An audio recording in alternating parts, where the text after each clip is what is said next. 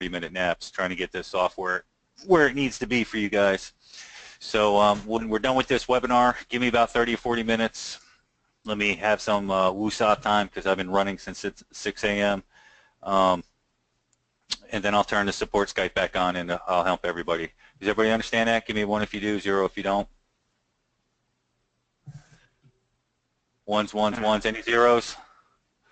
Alex, Video FX, I'll take care of you. Make sure you Skype me tonight or tomorrow. I prefer everybody to do it tomorrow so I can have a little bit of a night to myself. But anybody that contacts me tonight, first come, first serve. I'm going to do it till about 9 or 10 p.m. And then about any time after that, you're not going to want my support because I'm dead tired and I'll probably make a mistake. You guys understand that also, correct? Give me 1 if you do, 0 if you don't. Excellent. I don't see any zeros. And Robert, we'll be covering a lot of that in this session. We'll be covering the mailer and all of that stuff. So he's asking about if there's tokens available in Profit Renegade and if the emailer supports HTML. We'll be covering that. Yes, we will. Let me actually write those questions down real quick for myself. Or unless somebody, yeah, let me just write them down for myself. Ian is asking about the Skype address. You can, I believe you can send an email to support@profitrenegade.com and then they'll connect you there. Yeah, or you could do that, or I'll just put it out right now. All right, cool. This is for everybody that needs personal assistance from me, wants to reach out and say hello. If it's just a hello, tell me it's just a hello so I don't jump on there and spend an hour with you when people are waiting for actual support. I'll talk to everybody. Just got to give me some time to do so. And I lost, there it is, there's the control. Support@ProfitRenegade.com. That is actually my Skype that I set up just to help everybody through this transition. Everybody get that? Let me know if you got it. I'm going to go ahead and send it to everyone now. Hopefully I'm spelling it correctly. Renegade, yes. So if they search with that email in Skype, it'll pop up, right? Yes, there's 2 of them. I don't know who the second person is, but pick the one with the pretty picture. You should recognize the logo. Pick that one. I don't know who the other one is or where it came from, but it's not me.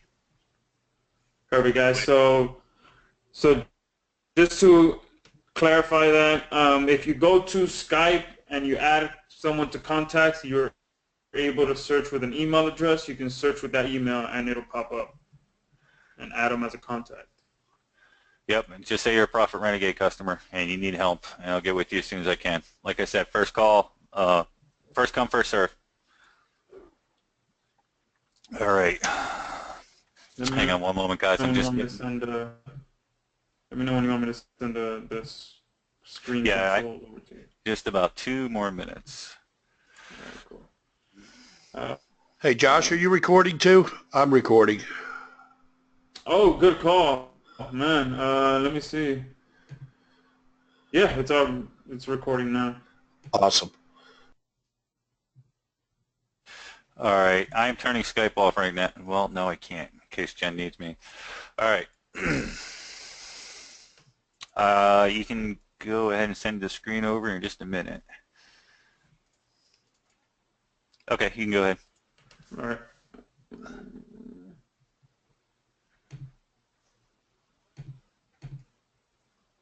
One second.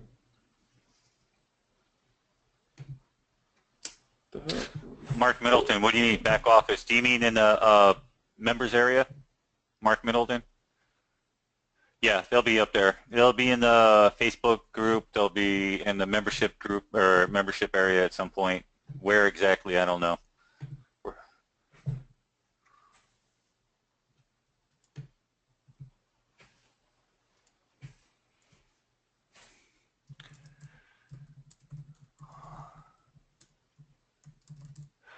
Jim P.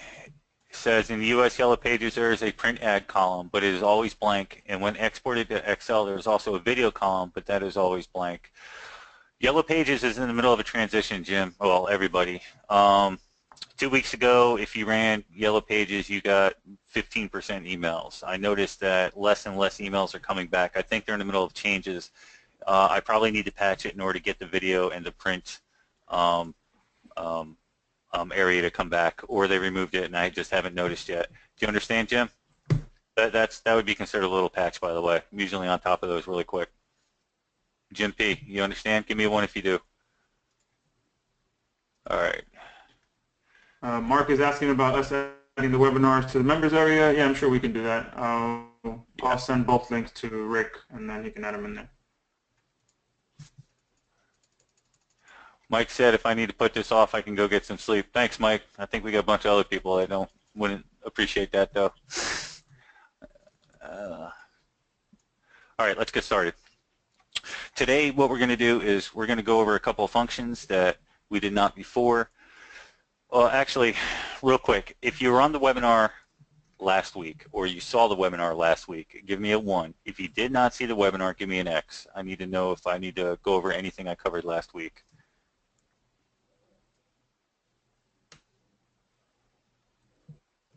Okay, so just a couple of X's, but mostly 1s. Oh, there's more X's coming in. All right.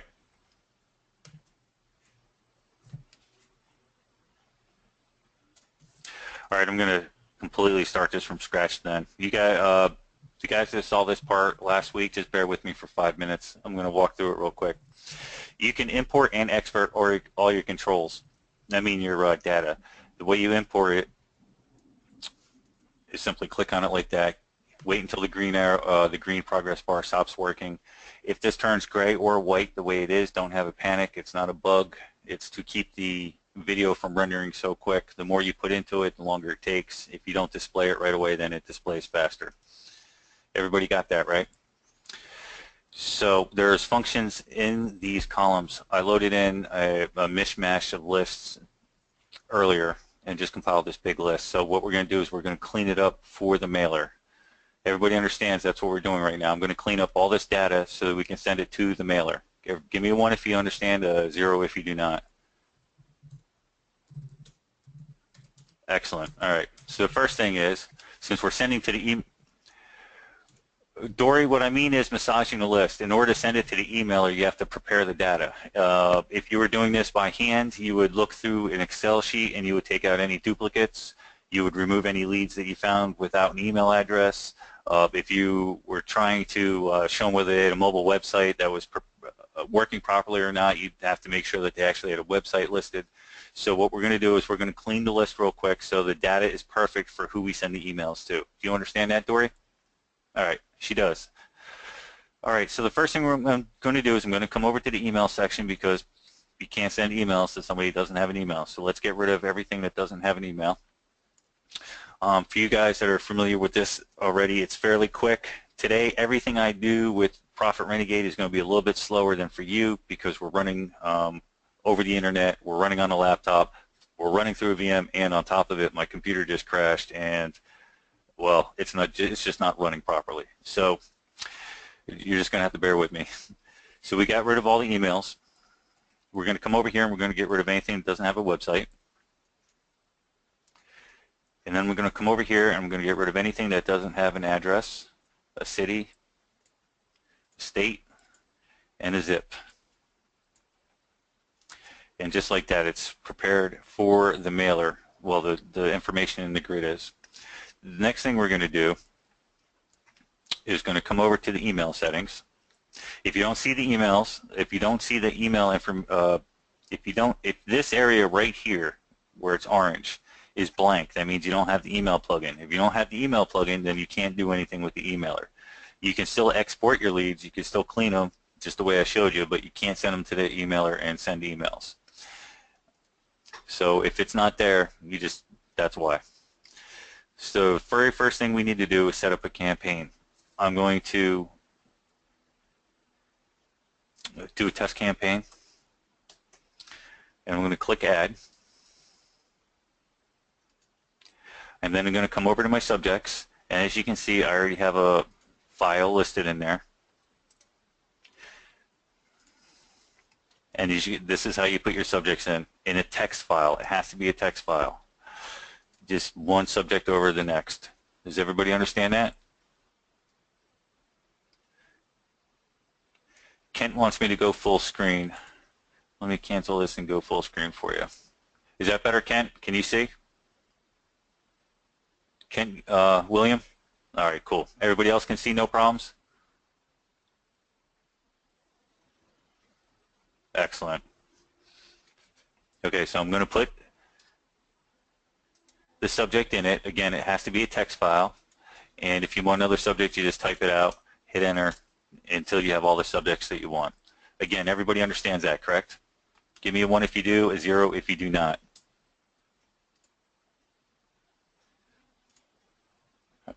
I see a 0. It went by too fast. Is it? I think that says Leah Cornea.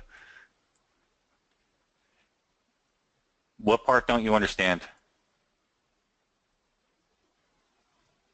The text file part? A subject, and Edward wants to know what a subject is. A subject is anything you would normally say in an email to get somebody to open up. Like if you sent one to your mom, you'd say, hey mom. If you are trying to sell widgets, you might say something like half off on these super widgets. Do you guys get it? Do you understand what the subjects are? All right, Edward does. Nicholas wants to know if we don't have the mailer, can we export this to our autoresponder? Yes, you can export it. Nicholas, can you import it to the autoresponder? That I don't know. It depends on how they accept that and what the rules are. I believe that there is, I forget the name of it, Monkey something or Grease Monkey? I don't know. I don't remember. Something Monkey that's an autoresponder that somebody that uses proper MailChimp, that's it. I was off on that one, wasn't I? So I know that there's people that use Profit, or they're using the older version, Mobile Renegade, and they are exporting directly to MailChimp somehow. How they do it, I don't know. Hopefully that answers your question, Nicholas. Also, I might want to add, I don't think it's a really good idea to send through your autoresponder because you may get complaints, and if you get enough complaints, you'll get your autoresponder shut down. So you're taking a risk if you do it.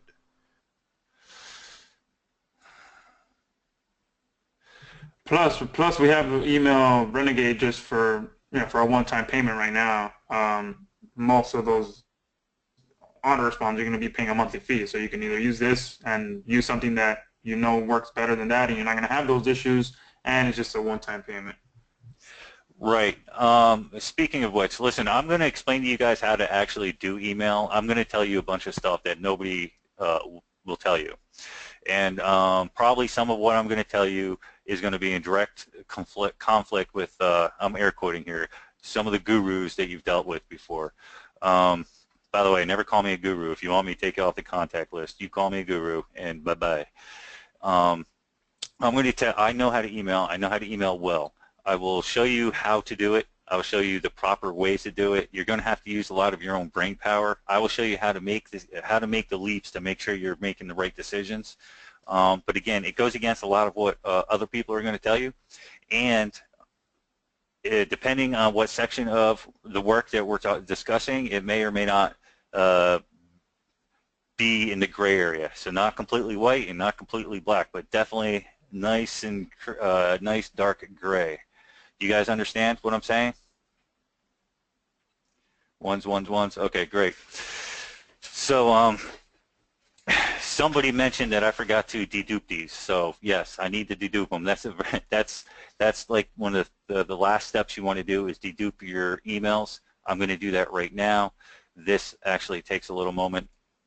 So while that's deduping, I'm going to go into the email settings and explain those to you. We're going to go back to the subjects. I'm going to load my subject. Now, right now, you see 4 subject areas. With the older version, I only gave you 1 subject. It's an unlimited subject field, so you can literally put in 1,000,000 subjects if you can think of 1,000,000 subjects. I added these 2, 3, and 4 because I thought it would be nice to be able to bind them to your specific messages later in the future, but they're not coded now. So if you open it and you put in a file and these next ones don't light up for you, don't have a heart attack. It's not broken. I just haven't coded it yet. You guys understand that? Give me 1 if you do, 0 if you don't. Excellent. Okay, now on to the messages. You can make a message however you want. You can make it in raw HTML. Those work really well.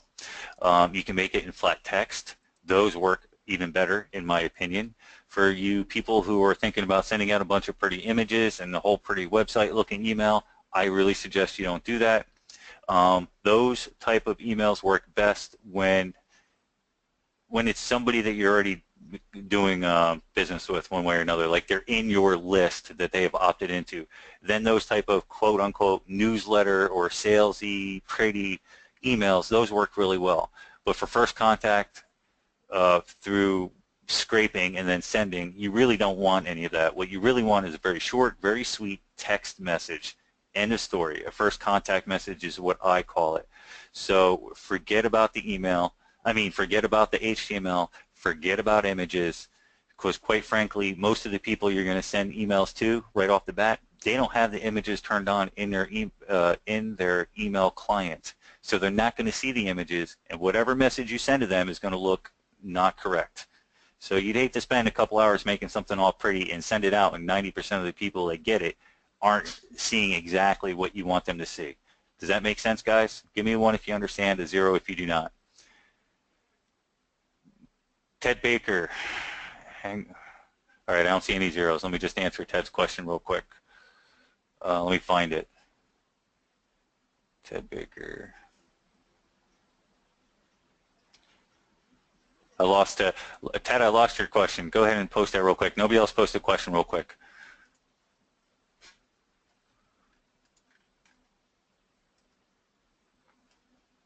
Oh, I found it. Ted Baker, are OTO and emailer available now if we did not purchase earlier? Actually, I don't know, Ted, but you probably want to hold off. Yes, they are. Yeah, hold off. Don't go buying anything right now. At the end of this video, I've got an offer for the plugins and whatnot. Some of you guys might want to jump on it. But let's get through the webinar, and then we can worry about that. Okay, Ted? You understand? All right, Belinda, well, you're set then. Belinda said she bought all the OTOs. Quite a few of the people in here did buy all the OTOs, so let's get back to the mailer part. So this would be a typical message style. You type in what you want, just like with the subjects. If you have a remove link, which you should in order to have the be spam can compliant, I'm saying that wrong. If you want to be spam compliant, make sure you put the link down here. Remove a link. Somebody asked about rotating that. It doesn't rotate. That's the one link on the planet you don't want to rotate. It always needs to be the same in order to be legal. You guys understand that? Give me a 1 if you do, a 0 if you don't. James doesn't understand. Okay, James, in order to be compliant with the spam laws, you need to not send out misleading subjects. Like you can't say things like I mentioned earlier, hey mom, and get everybody to open up your emails. That's fraud, or that's what they consider fraud. You have to have a real subject. So if you're selling widgets, you want to keep the subject in line with the widgets. Like, I don't know, I'm just making up stuff here. Supersized widgets, 50% off today. And that would be compliant. That'd be part of being compliant. The other part of being compliant is you have to have a way for anybody that you send an email to, a commercial email to, a way to remove themselves from the link. To remove themselves from your list. You have to do those two things to be compliant. Now, you're sending to business owners, so your rules are a lot more lax than if you're sending emails to consumers. So you don't have to worry about the consumer laws. You only need to worry about the business laws. Does everybody understand that? Give me a 1 if you do, a 0 if you don't. All right. Excellent. I don't see any zeros. Okay, I'll get to the information that's in this in a moment, so I'm just going to drop it down. So you just click on it, you click open, and then you'll see that it went in, and you do that for all 4. So if you have this one missing, it's going to send out a message to 1, 3, and 4, and it's going to skip message 2. If you have it in any other other way. It's just going to send to the ones that are filled in, as long as that's a proper path to a message. Does everybody get that?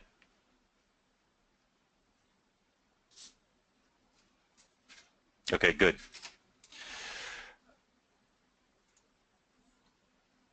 Now I'm going to click on File Settings. Hang on one second. Andy Stillman, if I have time, I'll answer that question for you towards the end, okay, Andy? File Settings. I'm sorry, we're on File Settings. I'm going to click Filter Settings. Filter settings are really interesting. This is what makes this mailer stand up better than any of the autoresponder stuff that you guys are thinking about using. First of all, one of the most important things you need to do when you have a list of emails is you want to remove anything that's going to cause you a problem. For instance, government email addresses. Do you really want to send a cop or a government official or a politician an email that says, hey, your website sucks, let me build one for you? Does anybody want to send a politician or anybody one of those emails? I'm telling you right now, you don't. So what you would do is you simply put in .gov and hit add. Let's say you are using a different mailer than the Profit Renegade mailer, and that particular mailer, for whatever reason, cannot get into Gmail or Hotmail or Yahoo or something like that. All you would do is you would type gmail.com. Oops. You can put in yahoo.com. You can put as much as you want in there, but that's all I'm going to do right now. And for now, I'm just going to put in a bogus remove me at gmail.com, and I'm going to add that.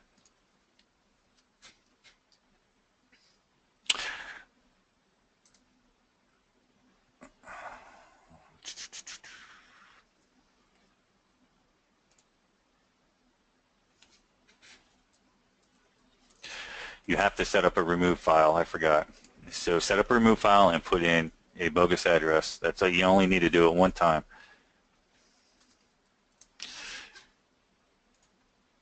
Save it and open it just like that. Now you're golden. Now we have these three filters in here: .gov, Gmail, and Yahoo. So let's see if we can find any real quick. There's one. The very first one is Gmail. So what I'm going to do is I'm going to come over to settings. These are our mailer functions up here, and I'm going to just run filters. As soon as I click run filters, it's going to take out any email in that list that has gmail.com in it, yahoo.com, or anything that says .gov. You guys ready? Does everybody understand what I'm about to do? Give me a 1 if you do,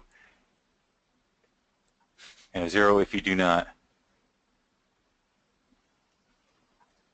Excellent. All right, so I'm going to run the filters right now. Boop. And it was over 1,000, and now it's down to 947. So there must have been a lot of Gmails in there. Does everybody understand what I just did? Everybody got it? Good. All right, so I'm going to go back into the email settings. The removes are the same way, by the way.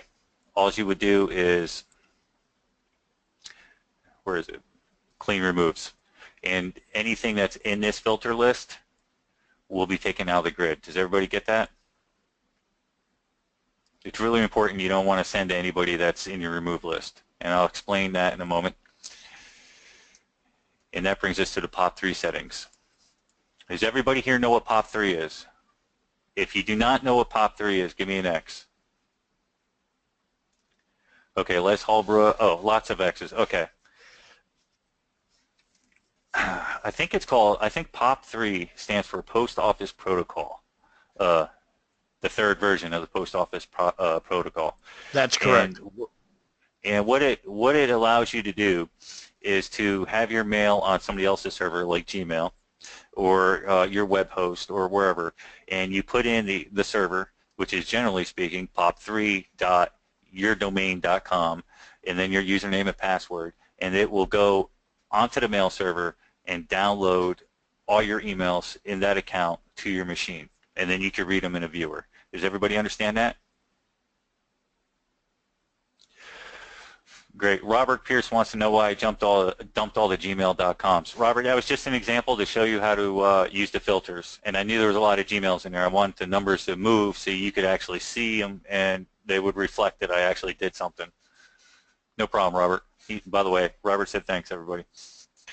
Okay, so this is set up so that you can put as many in here as you want. There is no limitations. If you have 100,000, you can put 100,000 in here. The reason this is important is because you do not want to go into each one of your email accounts manually and take out everybody that said anything rude to you or told you to remove you from the list or anything along those lines. So the way to handle that is you put your information in like this.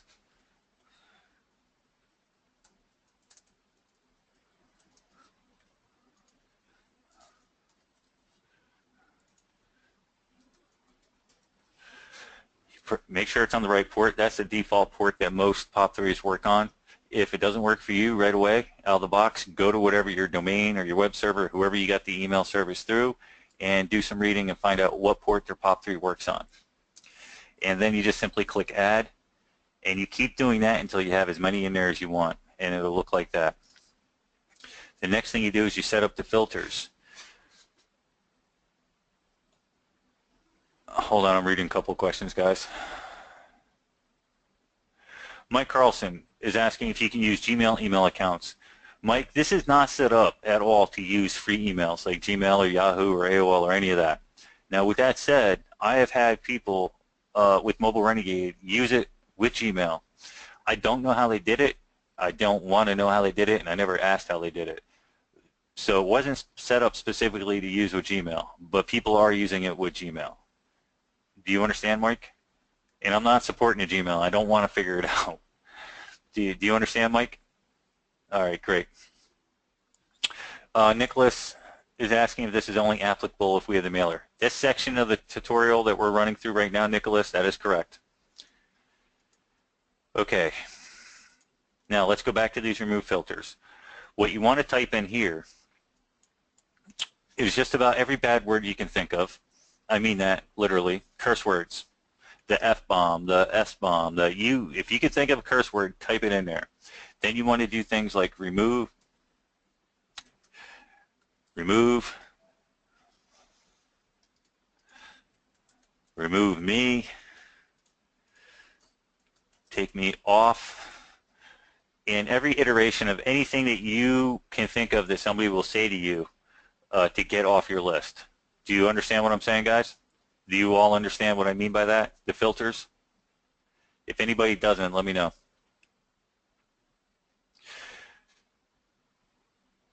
Okay, so no zeros, no X's? Yes, less, exactly.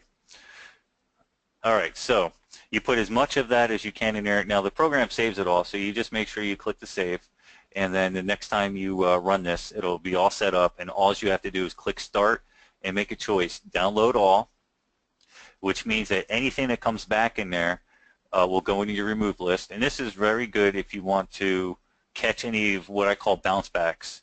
That's if you have you scrape the list and maybe 5% of your list they're just no longer good email addresses.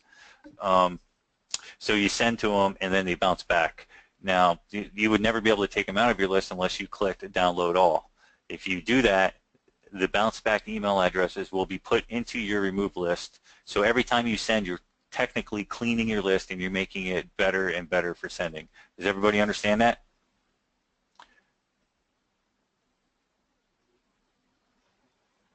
Mike Carlson, I'll answer your question. Edward Foshin, I'll answer your question. Oh, wait, I can answer that now. Edward wants to know you only have to do this once, correct? Yes, it sets up and then you're done, and then you don't have to do it a second time. Do you understand, Edward? Did I answer your question? Mehdi wants to know about people complaining too much. Mehdi, I'm going to talk specifically about complaints here in just a few minutes.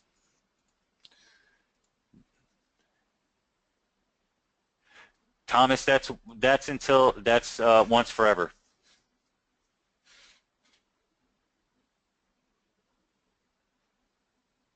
Edward, what do you mean? Repeat the last part again. What part? Just type out real quick in a sentence what part you want me to repeat. Yes, Mike, you can add to the remove filter list anytime you want. Are you talking about the filters, Edward? Oh, you're talking, okay, I know what you're talking about. Okay, here we go. If you click the download all button, or if you choose that option, any emails that come back to any of these POP3 servers will be downloaded and put into, hello, oh, right here. It will be put right into your email remove list. If you choose to just use filters, it's only going to take the emails that say whatever you have in the filter area, like remove or remove me, or the curse words, and only those will go into your remove list. If you do it that way, you'll have a more accurate representation of who doesn't want to be on your list. If you do it the other way, you're literally cleaning your list, because you tend to want to send out your email messages about half a dozen times, about once a week, to the same people. What you do is you mail it out, you collect the removes, you then remove them from the list, and then you send it out the same message again.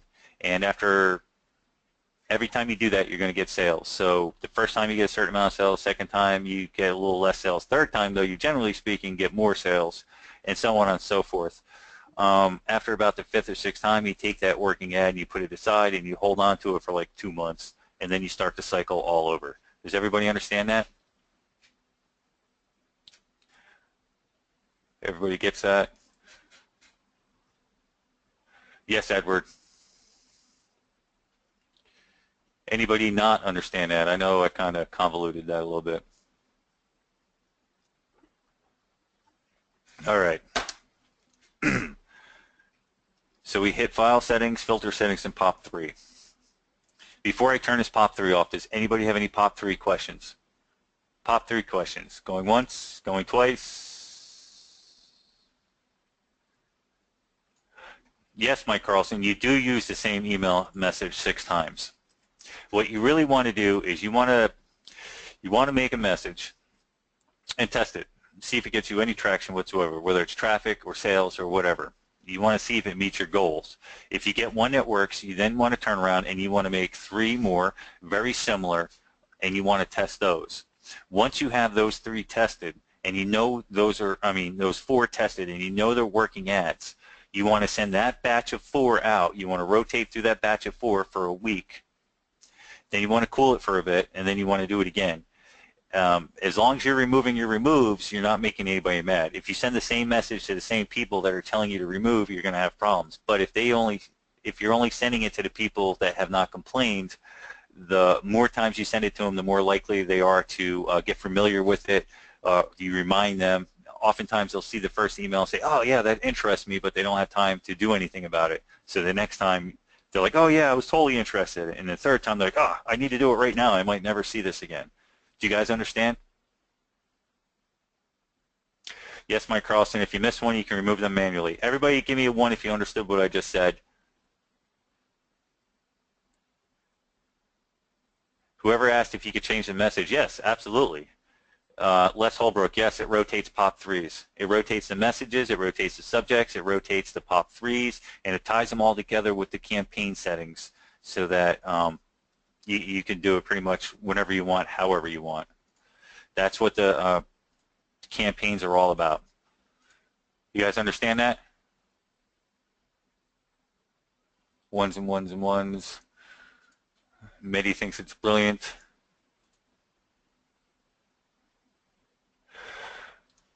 Ray Bartholomew says, if one email unsubscribed, can you mail again to them if it gets scrapped from a different source? Ray, can you? Probably. Should you? No. That's what the master remove list is for, so you don't run into that. The whole idea is to try to fly under the radar with the emails. I'm going to explain something to you that people just won't tell you. I don't care how much you follow the letter of the law. I don't care how awesome your email is. I don't care how awesome your product is or your service or anything. At some point or another, you are going to get complaints to you and to your ISP.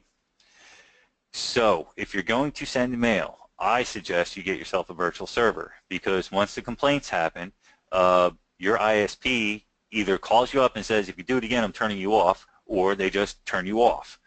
Now, here is the rub. You can send out 10 million emails and never have that problem. Or you can send 10 emails and have that problem. So it's not a if, it's a when. And you have no idea when it's going to happen. So I would suggest not running into that at all. Always do your removes, and if I were you, I would suggest renting a virtual machine and sending your email through that. Does everybody understand that?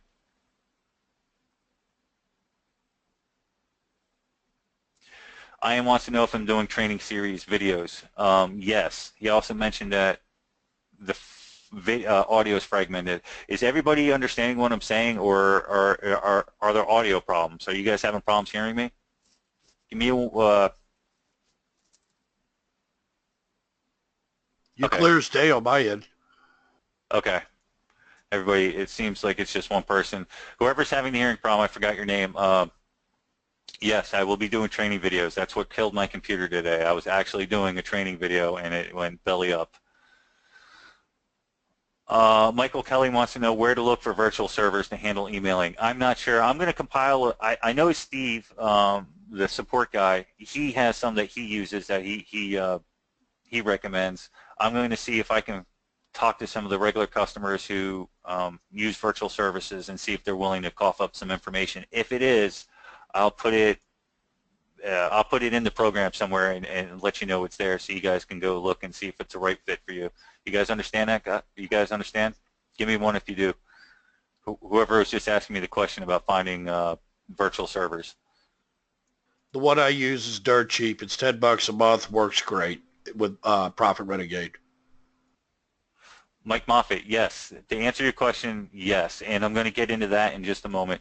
First, I want to go back to the actual physical part of this mailer, and then I'm going to get into the nitty-gritty about how to get domains to mail through and what to do and why. So let's go back to the mailer real quick. Oh, I forgot what I was doing. Okay.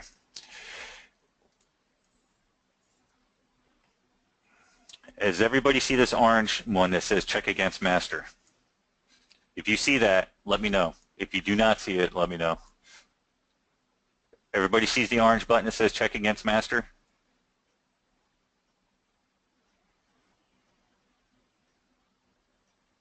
Hello? Did I just lose internet? No, you're good. We are? Oh, nobody's... Yeah, Does anybody see this button right here? Because nobody's saying anything. Give me a one if you see it. yeah, tons of ones coming in. Are they coming in on your side? No, okay. Oh, I see what it was. This thing froze a little bit. All right, I got it. Cool. All right. Okay, so let me explain the master list. The master list is exactly that, is a master list of your emails, all the emails that you scrape off of all the different services. If you click that button that says check against master, what it's going to do is take each email that you see in the grid, it's going to check it in the master.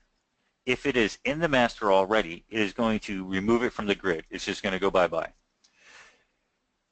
And then after it removes it from the grid, it is then going to put it into the master file. The purpose of this is if you scrape on Facebook, if you scrape on Super Pages, if you scrape on the Better Business Bureau, if you scrape on Manta, if you scrape in the Yellow Pages, and you scrape the same niche, you're going to get crossover, a huge ton of duplicates. And there's nothing that you can do about it because every one of the services gives the data back differently. So what this does is this allows you to scrape as much as you want on any service that you want and not have to worry about accidentally sending to the same people who specifically did not want you to send them mail. Do you guys understand that? Give me a one if you do. No if, a zero if you do not. James wants to know how you get to the master file. It's really simple, James. It's C program data, Profit Renegade, master.txt. And this thing can handle, I put a bunch of junk garbage data in there, and I made it 50 gigs, and it ran through it pretty solid. It didn't crash or anything. So I guess we know you can have a master list of up to 50 gigs. And I'm assuming since that's a flat text file, that'd be a huge, huge amount of emails. Did that answer your question?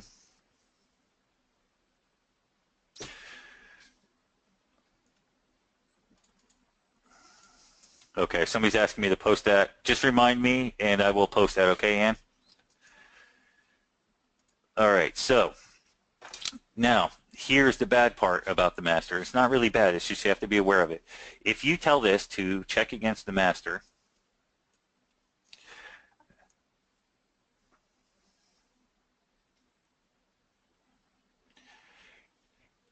one time, and it does it. You notice how there's only 65 left? That's because I use my master file.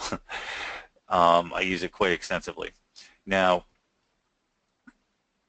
if I go ahead and I hit send check against master again, you guys understand, since I'm doing it a second time, it's going to remove every single thing from the grid. You cannot check it twice.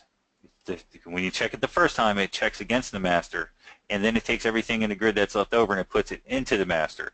If you check it a second time, that means everything's already in the master, so it's going to remove everything in the grid. And there is no undo button on that. Does everybody understand? Give me a 1 if you do, a 0 if you do not. Okay, that's the #1 mistake people make. They check against master, they forget that they already checked against master, they hit it again, and then they're crying the blues. And they're telling me that the program's not working properly.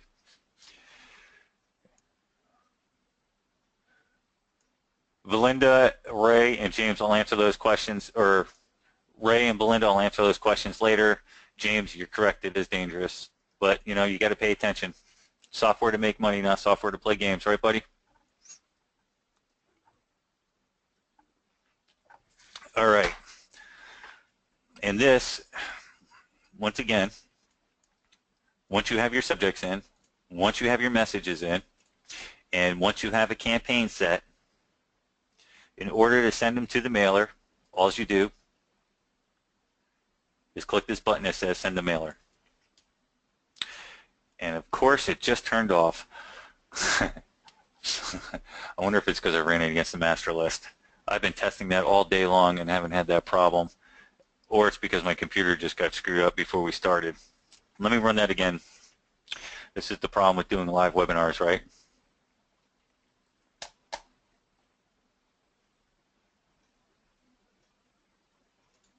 And here's the other part. Now it's not opening.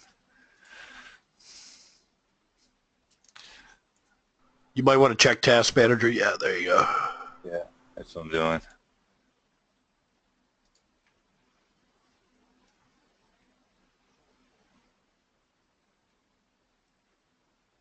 Oh, I don't see it in there. Let's try it again.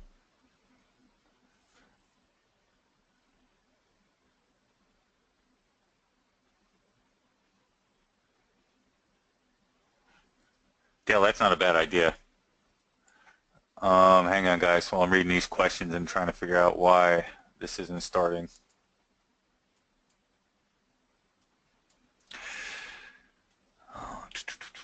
It's kind of funny. Josh asked me if I was going to have problems since the computer crashed. I was like, nah, no problems at all. Guess I was wrong, Josh, right? In a perfect world, nothing ever goes wrong, man. But it's very, very unlikely that that's the scenario. There's always something that goes wrong. Yeah, if I told everybody that's been going wrong in the last 2 months of my life, I don't think anybody really believed me. I'm just trying to see what is going on.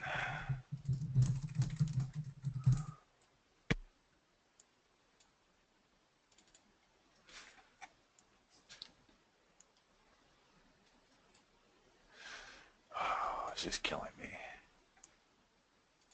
It's got to be open here.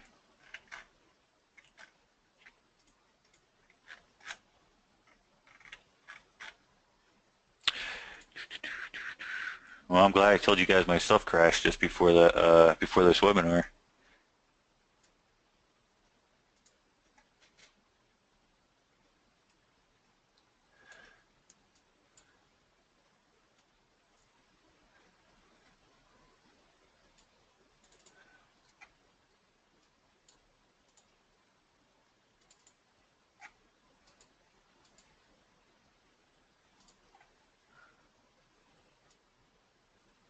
There's nothing like some good technical difficulties. Yep. I, Sorry for the I dead air. yeah, I was having trouble getting GoToWebinar to freaking open up earlier, and it just happened to be my internet connection was acting up. All right. I'm gonna try something here.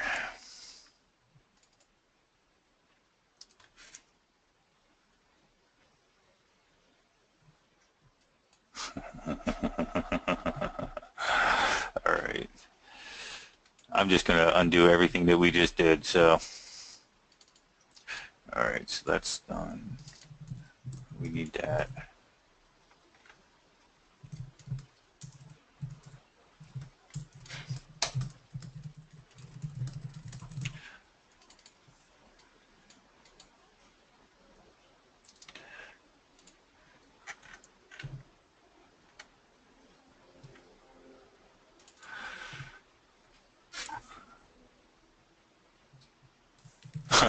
All right, Mike. I'm sure you got at least 5 minutes here.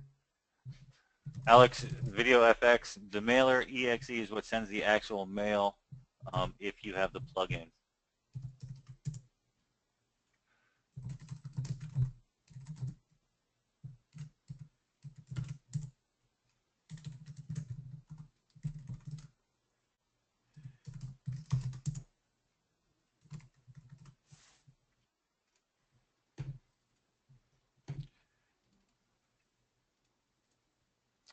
I don't know why this isn't opening. I think this is a computer issue, not a... Could be wrong. I'm just going to start deleting everything and see if it helps.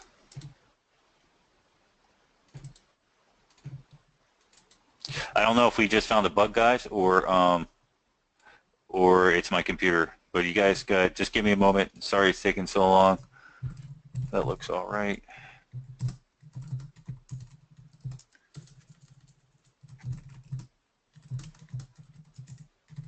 It must have been a bug. All right, so one of those files didn't save properly. So that is, my permissions are set properly. So that's a bug. That's totally on me.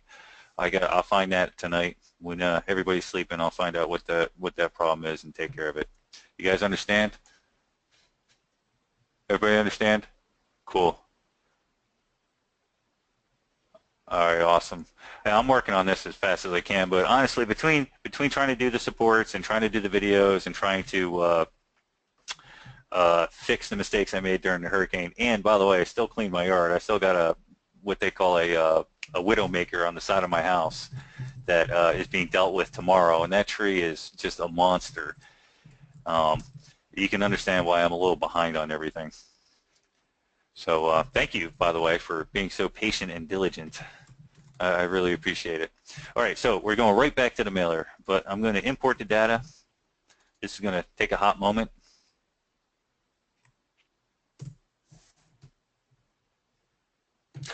Dory O'Neill wants to know if this works on 32 and 64-bit. The answer is yes. The machine you're watching it run on is a 64-bit machine, Dory.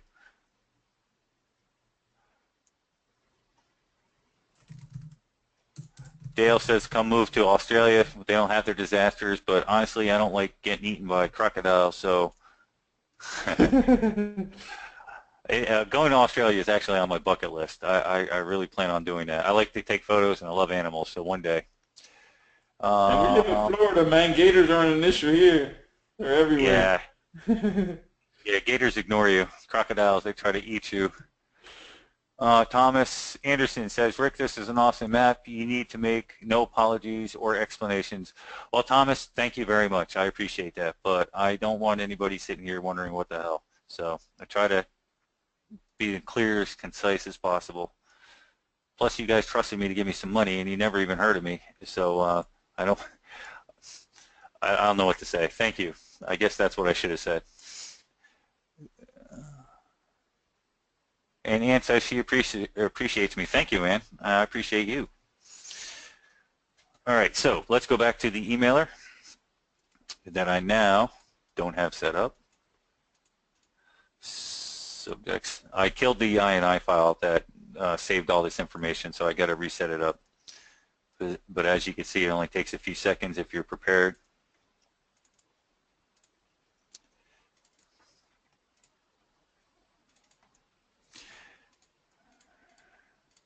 I'm not going to mess with the filters. I showed you all that already. That might be where the bug is. I don't know. Okay, so we'll just pretend that we never stopped. Is everybody back on track? I was about to send it to the mailer.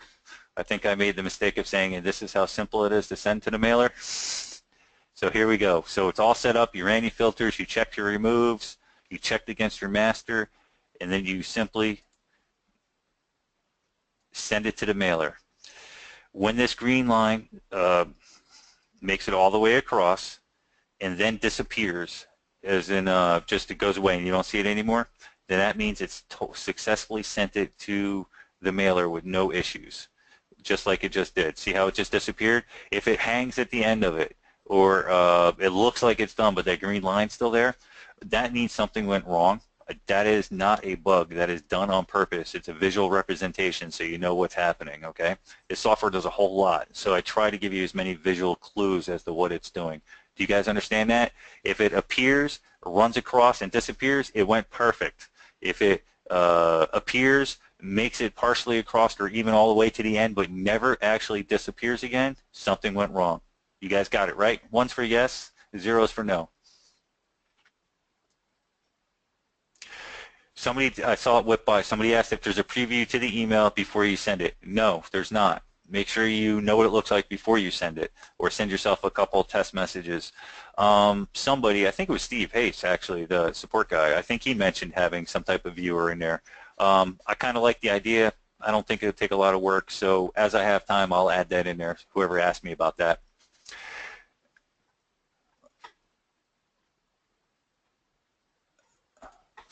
All right, I have no idea what you're talking about, Belinda. We'll discuss that later. I assume you're talking to maybe Steve or something about the VPS, Belinda? Okay, so that's a different conversation. Okay, so now let's go ahead and make sure that this actually worked just for you guys right now. I'm just going to go to my command prompt, type in Profit Renegade. You don't have to do this ever. I'm telling you right now, if the green line disappears, it did it perfectly, but since my computer's acting funky, I want to make sure. And I sent that to what? Campaign. I believe I sent it to campaign test. Yep. All right, so these are the messages prepared to be sent out. Now somebody asked me what the mailer exe is. Let me just go ahead and open that.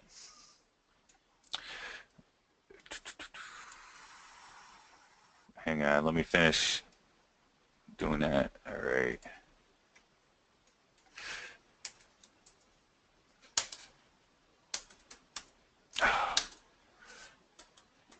Now my keys aren't working. This is going to be a long night for you people needing support.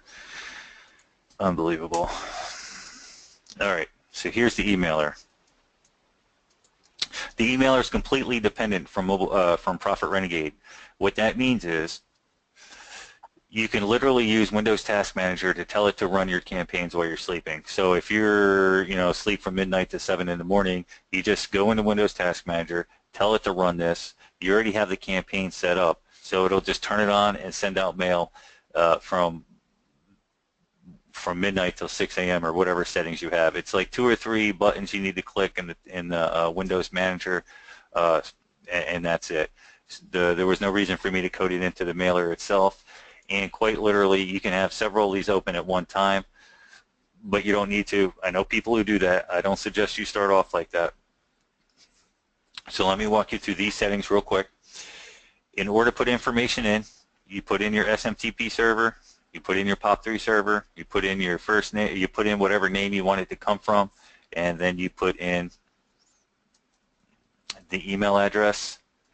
Your user is almost always just the first name, but it's not like that on all servers. On some servers or web hosts, whatever you're using, it might actually be like this. If you don't have that correct, it's not going to work for you. You're going to think the mailer's broken. It's not broken. You have to find out through you have to find out through your mail server what the setup is in order for it to function properly. Now, I can be more than happy to answer any questions on how to do mail. I could be more than happy to answer any questions on how to set up emails and whatnot, but I can't sit there and help you go to your hosts and go through your cPanels and look at it and look at your information, because if I did that for everybody, I would have no time to do anything. Do you guys understand that? Give me a 1 if you do, a 0 if you don't.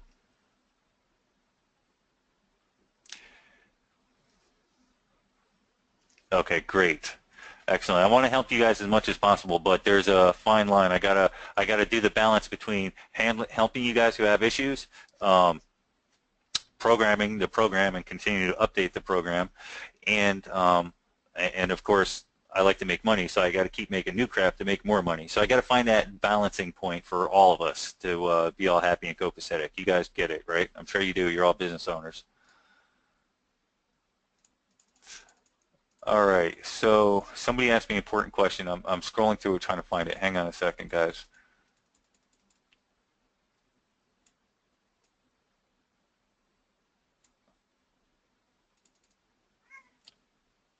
Okay, Thomas Anderson. Do all the messages sent stay in out sent folder in the email account being used? Oh. You're talking about on the actual server in the sent folder that's on the actual server itself. Is that correct? Is that what you mean, Thomas? Give me a 1 if yes, no if no.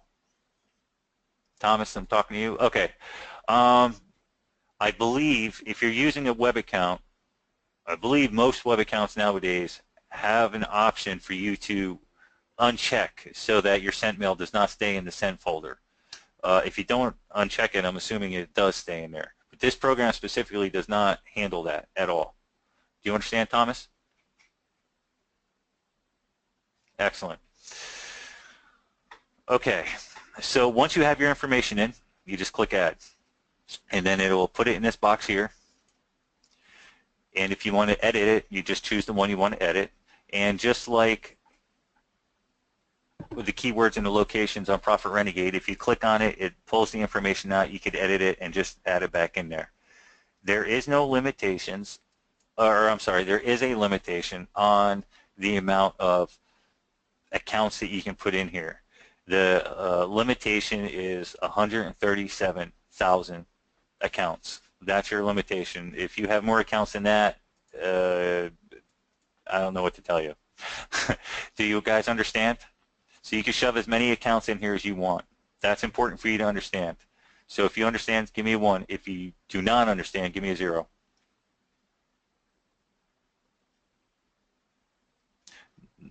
All right, I don't see any zeros. Okay, MIME in Unicode, UU code. You should probably go look it up online, go wiki that sucker and read what it means. In most cases, for most of you, that is not going to affect you, so just leave it on MIME. This is your priority settings for sending the email, normal, high, and low. I suggest you leave it on normal. If you send out a bunch of unsolicited bulk email and you have it set on high, chances are really good that some of that's going to go in the spam folder.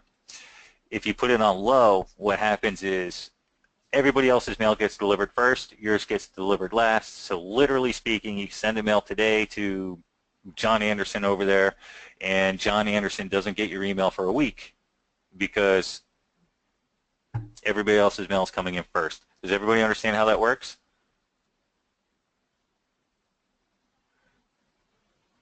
Okay, excellent. I didn't see any zeros in here.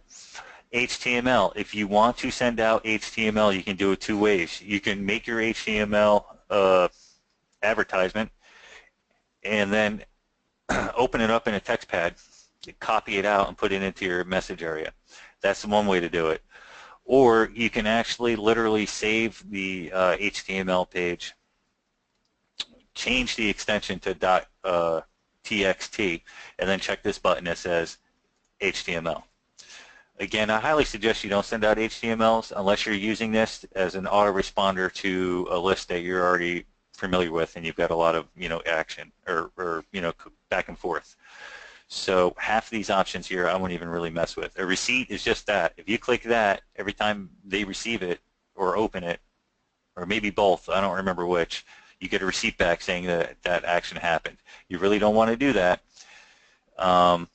if you're sending out large volumes, because then you're just basically mail bombing yourself. Lonnie Sherman, yeah, just stick it in the file, stick it in the list, or stick it in the file, and send it to yourself that way. I'm actually going to, I'm sorry, Lonnie Sherman wants to know if you can send yourself a test email. The answer to that question is just put your email in the CSV grid and send yourself a test message that way. What I'm going to do when I upgrade this email plugin is I'm going to put in a spot for you to do what's called seeding, and that means you can put in a specific email address and then a number and say every 100 emails send to me. And next to that will be a button that says test, and then if you hit it, it'll send yourself an email, and then you can look at it. Does that answer your question, Lonnie? Does everybody understand that? Give me 1 if you do, a 0 if you don't. Excellent. Okay, so basically MIME, UU encode, the settings, the HTML, and the receipts, I wouldn't mess with. These two right here, login and pop login, those are the most important two functions on the front of this mailer. Some accounts will not allow you to send mail unless you do what's called a pop authentication. That means you literally pop into the account, prove that you're legit, and then it will allow you to send mail through the SMTP. Other ones will not, they don't want it that way. They just want you to supply the credentials when you connect to the SMTP. I have no way of knowing what your server is. Most of the servers nowadays will let you just do it if you have the proper SMTP credentials. So if you have the right SMTP info up here, the right username and the right password, and you have this button, this option checked, the login option, then you should be good to go. If for some reason it's not working, go ahead and put it on POP. And if it's still not working, uncheck POP, go to your settings, and change your port. Mail port for SMTP is standard at 25. But in my particular case, I'm going to tell you something. My host is Bright House Networks. Bright House Networks has port 25 locked down, and they do not tell you that they have port 26 open for sending mail. But I cannot send mail unless I do port 26. There was no documentation on it. I had to figure that out myself. Hopefully you guys have documentation. Does everybody understand that part about the port? Give me a yes if you do, or a 1 if you do, or a 0 if you don't. Looking for zeros. Mine's like 587, so yeah, it's definitely dependent on the provider. Okay, so I got all of these, and all right, so we're on the port. Okay, these next options right here is what keeps you from getting turned off by your host provider. Supposedly, that's in the perfect world, that's what they're for. You can either send a specific amount per account. So let's say you have a HostGator and you got the bare bones HostGator package. First of all, I don't really suggest sending mail through HostGator because they have one of the strictest, I think 3 complaints and it'll turn you off or something like that. I'll explain to you how to get some accounts in a moment. But let's just say you have a HostGator account for now, for the sake of argument, and they only allow you to do 300 emails per day with that account. What you would do is you could set the number less. So if it's only 300 per day, I would tell it not to send more than 250 per day. Or what you can do is you can tell it to not send more than 250 per day, and you will only send no less, or it won't send any faster than a batch of emails per that account every 30 seconds. So we'll not send more than, if you do it like that, you could also do this. So if you set it up like this, it'll only send out 10 emails every 30 seconds. Does everybody understand that? Ones, ones, ones, any zeros? Excellent, no zeros. I thought for sure I was going to get zeros on that one. Okay, this next part, move to sent. As I was showing you earlier, these are the messages that are prepared to go out. And when you click send, if you have move to sent, it's going to load this folder up. It's a visual representation to make sure that that mail actually went out. And then you just go in and delete it at a later time or whatever along those lines. If you have delete on send, oops, if you have delete on send, you'll never see anything in this folder because it sends out an email, then it basically it does this. It sends this message, then deletes it. Then it sends the next message, then deletes it. Does everybody understand that? Give me a 1 if you do, a 0 if you do not.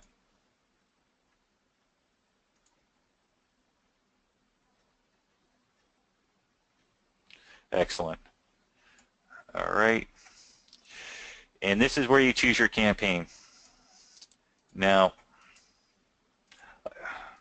this is actually a live campaign. Hang on a second here. All right, I don't remember what this campaign is, but I'm just gonna let it mail just a little tiny bit so you guys can see what it's like and how fast this is. Now, this is not on fast settings or anything. Make sure it's all set up. Okay, mine's pop and login. Take that off. 426. Delete on send. That, and I'm just going to click send. And there you go. So that's actually mailing. As you can see, sent out 20. I mean, how fast could you have sent out 20 by hand? Do you think you could post faster than this? Give me a 1 if you think you're faster than this mailer. All right, that's 50. We don't need to send any more. All right. Now, like I said, that's not on like advanced settings or anything. That's bare bones, very simple, just sending through these accounts. In this particular account, we have it the same .com.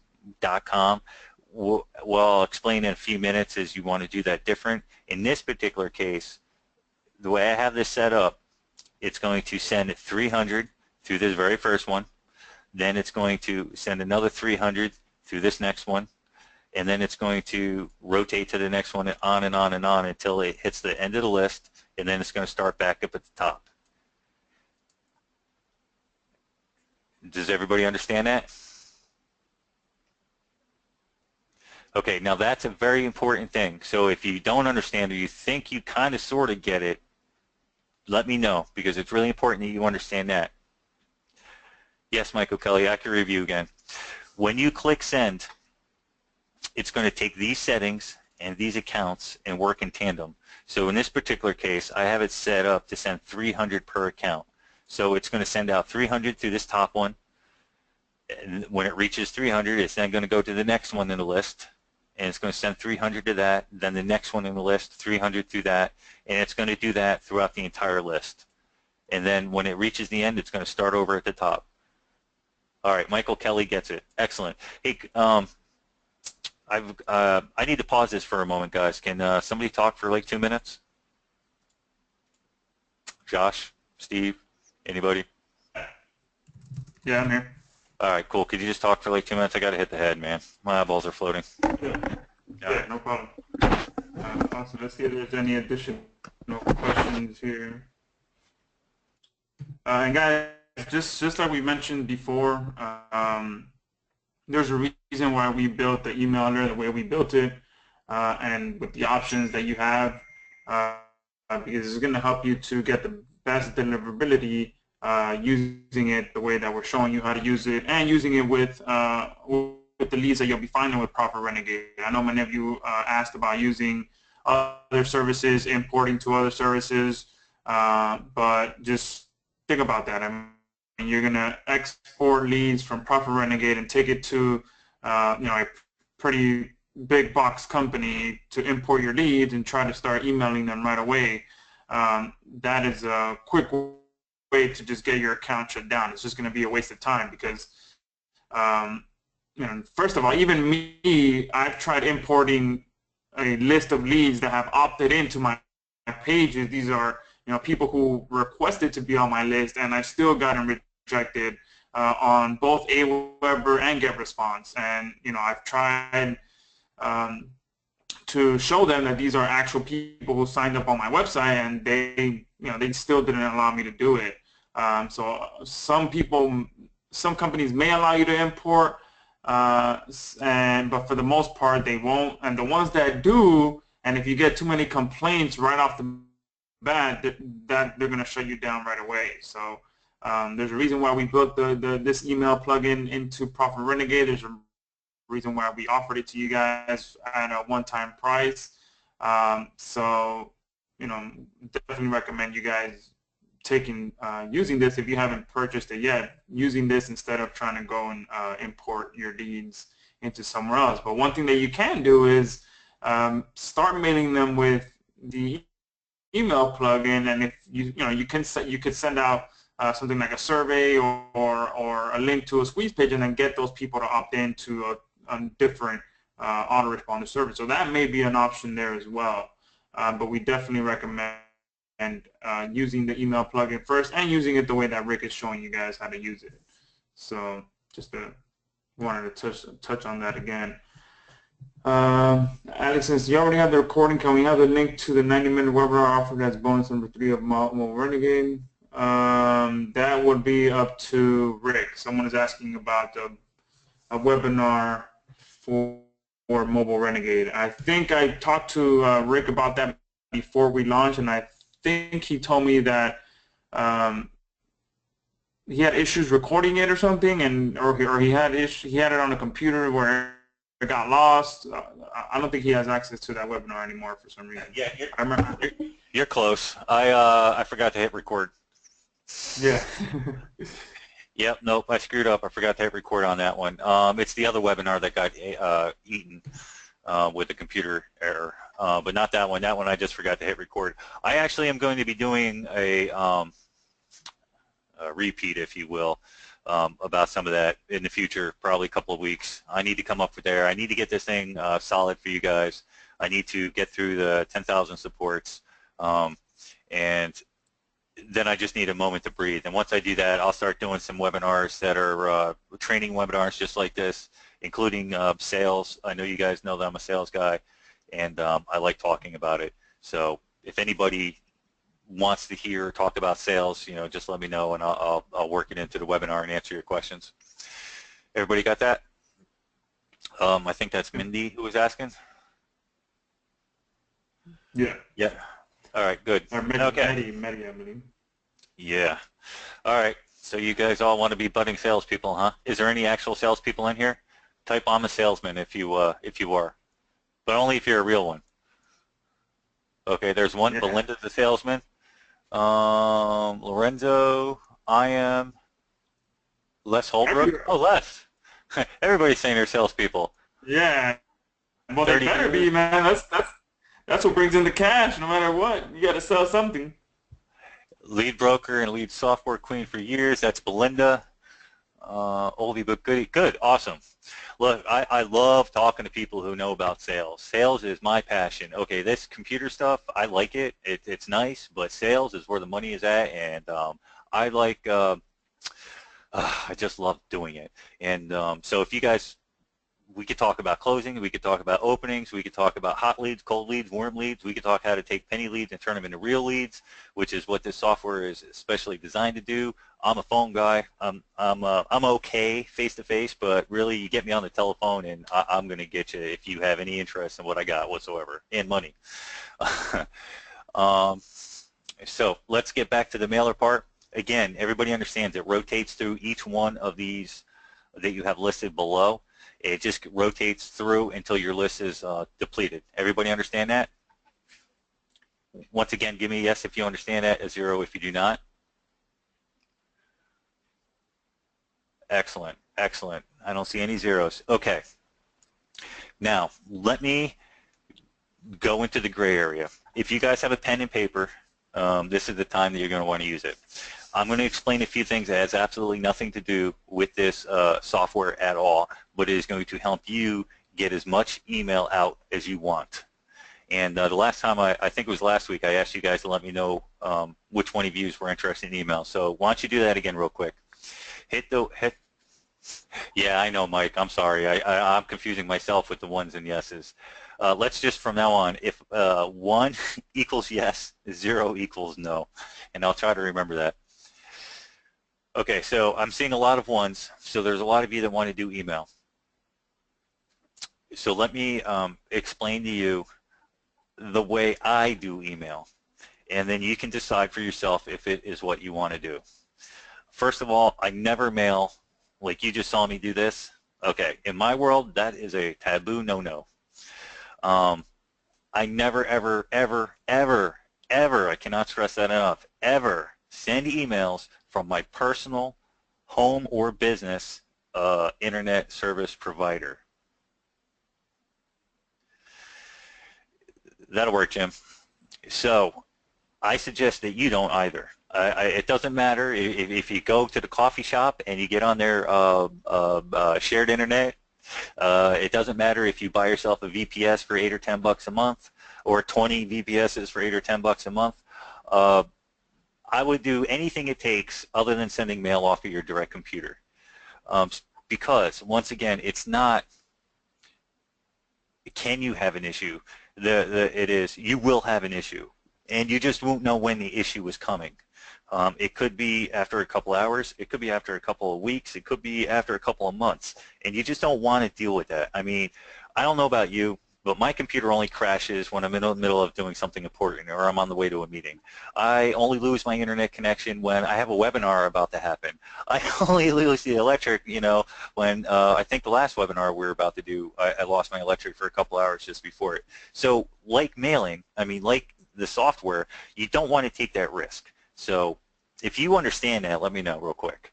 If you don't understand that, tell me so I can try to explain it in a way for you to understand. Okay, Paul Smith doesn't understand. All right, Paul. When you send out emails, no matter how compliant with the law that you are, no matter how well written or structured you send out the email, no matter how good your product is, no matter what it is, you are going to piss off somebody. Somebody in that list is going to get cranky. They might be having a bad day. They might just be a keyboard warrior, the nice guy who becomes a jerk as soon as he gets behind a keyboard and thinks he's anonymous. Somebody in that list somewhere is going to get cranky. And what they're going to do is they're going to send you hate mail that you can clean out with the POP3 and you never have to see it. Or the next thing they do is they look in the header of your email and they see where you're sending the email from. They find your IP address, and then they complain to your upstream.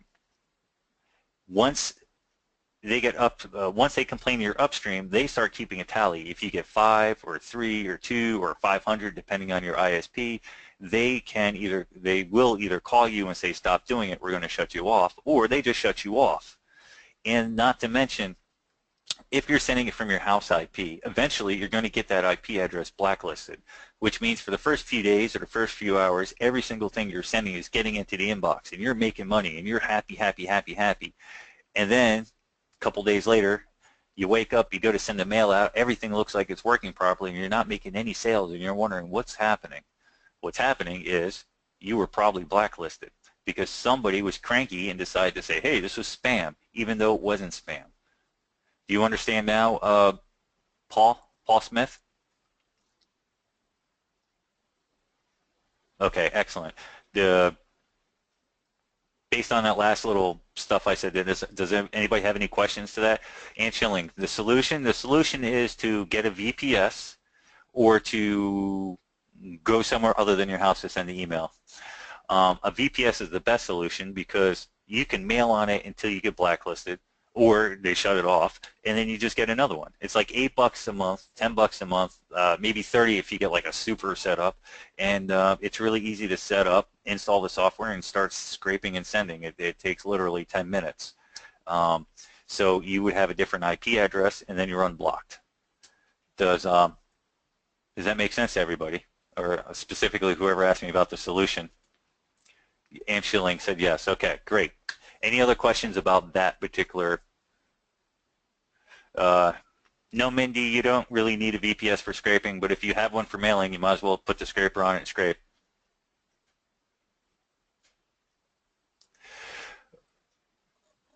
We could work on that, Belinda. There's different ways around it. I'll answer some more questions about that later. You don't use proxies for mailing, June Kong. or wait, I got that wrong. Sorry, Mark Carlson, you do not use proxies for mailing. That's a completely different ballgame. Proxies are for scraping. And June Kong is saying, what about proxies? What's the difference from VPS? A VPS is like you rent a computer in a different location, an actual computer. You log into it, it's just like you're sitting in front of your own computer, only it's not at your house. A proxy is an intermediate, is someone in the middle that's collecting the data first from your computer and then sending it to the destination, receiving the information from the destination and sending it back to you. So two different ball games. Nicholas wants to know if there's a beginner module for all this. No, not really, Nicholas. What there is basic ways to get this running, and I'm going to be setting up very detailed videos. Each one's going to be broken down to a separate section, so that should make it a little bit easier for you to follow. And then I can also give you a help in a few days if you need some. Do you understand, Nicholas?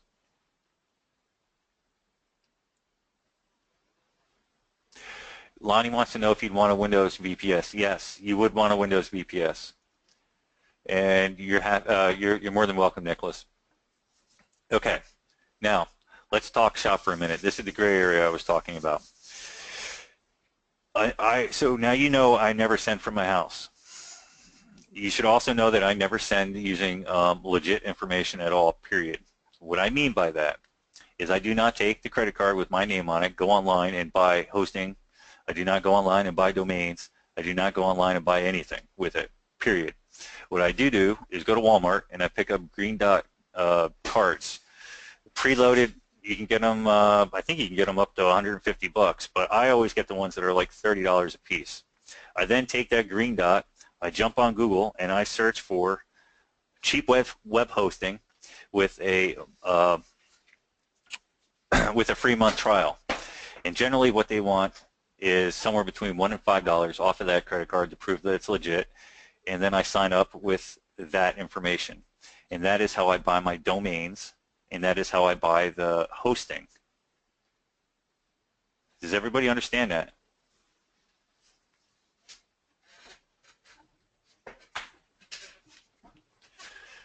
Okay, I'm not getting very many ones. Let me know if you don't understand that.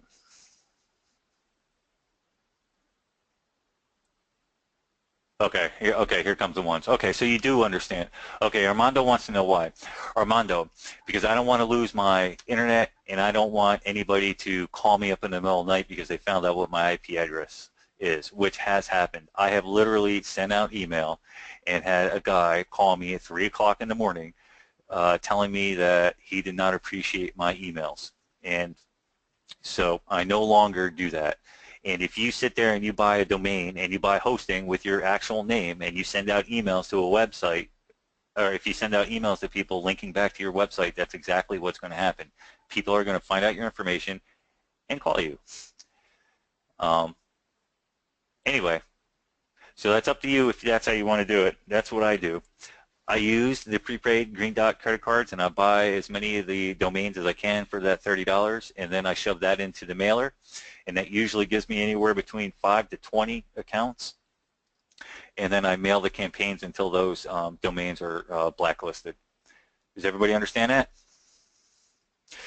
Greg Simmons, the free 30-day account is because I know with the volume of mail that I send out that they're not going to last more than 30 days, so there's no sense in setting it up completely.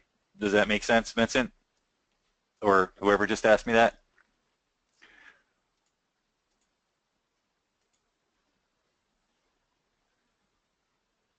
All right, Greg. And that was Greg, by the way, who asked that question. So yeah, I told you guys I was going to tell you stuff nobody else tells you. Has anybody used that method before? The one I just mentioned? I'm seeing no's. I'm not seeing any yeses. That's good. Email's tricky. By tricky, I don't mean it's difficult. There's a bunch of steps that you need to know in order to get your mail in. This mailer here that I made is designed to be, when I first made it, it had 1,000 options because I know 1,000 different things about sending email. Yes, I'm exaggerating. It didn't really have 1,000, but it was probably close. The first couple of iterations of it, the customers hated it because it just confused the crap out of them. And I completely understand that. So what I did is I stripped it down and I set it up in a way that you can actually use the mailer as is, just do a couple things to it and get most of your email into the inbox. And one of the best ways to do that is by having multiple domains and emails that you're sending through. If you only send out 100 emails per day through an account, then it's going to take a long time. It should take a long time for that to get blacklisted or to have any problems on that account. Do you guys understand that?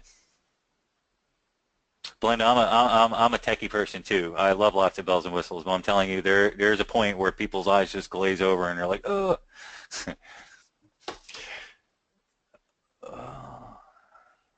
Okay. How many domains? Just curious. Mark Carlson, I have used over 100 domains at a time, but then at that point I'm trying to get out over a million emails a day. There was a while there I was getting out, I'm not even sure I want to admit this. Yeah, no, I'm not even going to admit that on the videotape. Let's just put it like this. A million emails a day is a very small number, or at least was a very small number for me at a point in my life. So I'm not blowing you off, Mike. I just don't want to say that on video. Hang on, guys. Let me kill this. Sorry about that. Justin Kelly wants to know if you're screwing the VPS by emailing from them. Not if you do it properly, Justin. If you sit there and start mailing out spam to consumers, if you start mailing out sex ads or Viagra ads or pharmacy ads or any of that, then yeah, you will be. But if you're just sending out a couple thousand emails a day, even if you send out 10,000 emails a day, if you do it properly, you're not screwing them over. All you're doing is going to get that IP blacklisted. And the people who rent the VPSs, they have literally thousands and thousands of IPs, so it's not a big deal. Did that answer your question, Justin?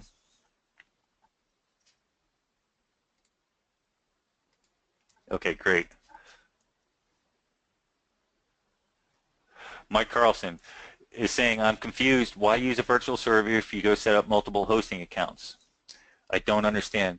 Mike, when you send through the mailer, it's illegal for me to change it. Okay, it's illegal for the software to change the headers. So when it actually sends an email, it talks to the server, and part of the email header tells them your IP address. So eventually what's going to happen is either your IP address gets blacklisted or your service provider cuts the account off. So if you do it on a virtual machine, then you don't have to, when that happens, you don't have to worry about it because you just kill the account and open up a new one and be up and running in 10 minutes. Versus if you're doing it at your home and then all of a sudden you just didn't have internet anymore, what are you going to do? In my case, there's only like 2 places to get internet, and one of them is so bad that it's not even worth mentioning. So I can't take that risk, and you wouldn't want to take that risk, I would believe.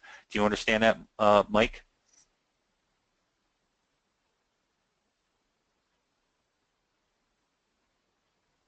No, Belinda, if you got a setup that works already, go for it. It'll still work. I was just showing. I'll explain to you personally, Mike, on Skype if you want to. Just you and me. We'll sit down for a few minutes and I'll talk about it. Do you understand? I mean, is that cool with you, Mike? All right, excellent. Belinda, again, if you have a setup like that, you're good. You don't need to worry about anything. Just keep doing what you're doing. You can use my software to do it. All right, kind of forgot where I was at. Oh, let's talk about subjects. How many of you, I know you guys want to do emailing, but how many of you here have actually done any sort of amount of emailing and got results? I don't mean emailing where nothing happened for you. I meant emailing where you got results.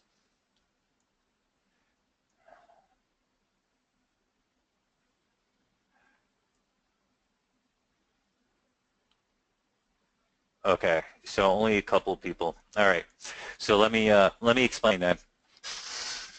You have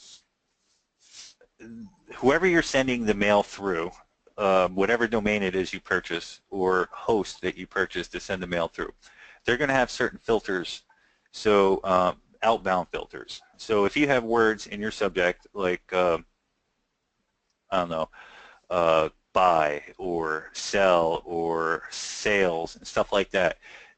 What they do is they automatically flag that email on their side. A lot of servers will still send it, but they're going to flag it, and they're going to put a little notch in the header.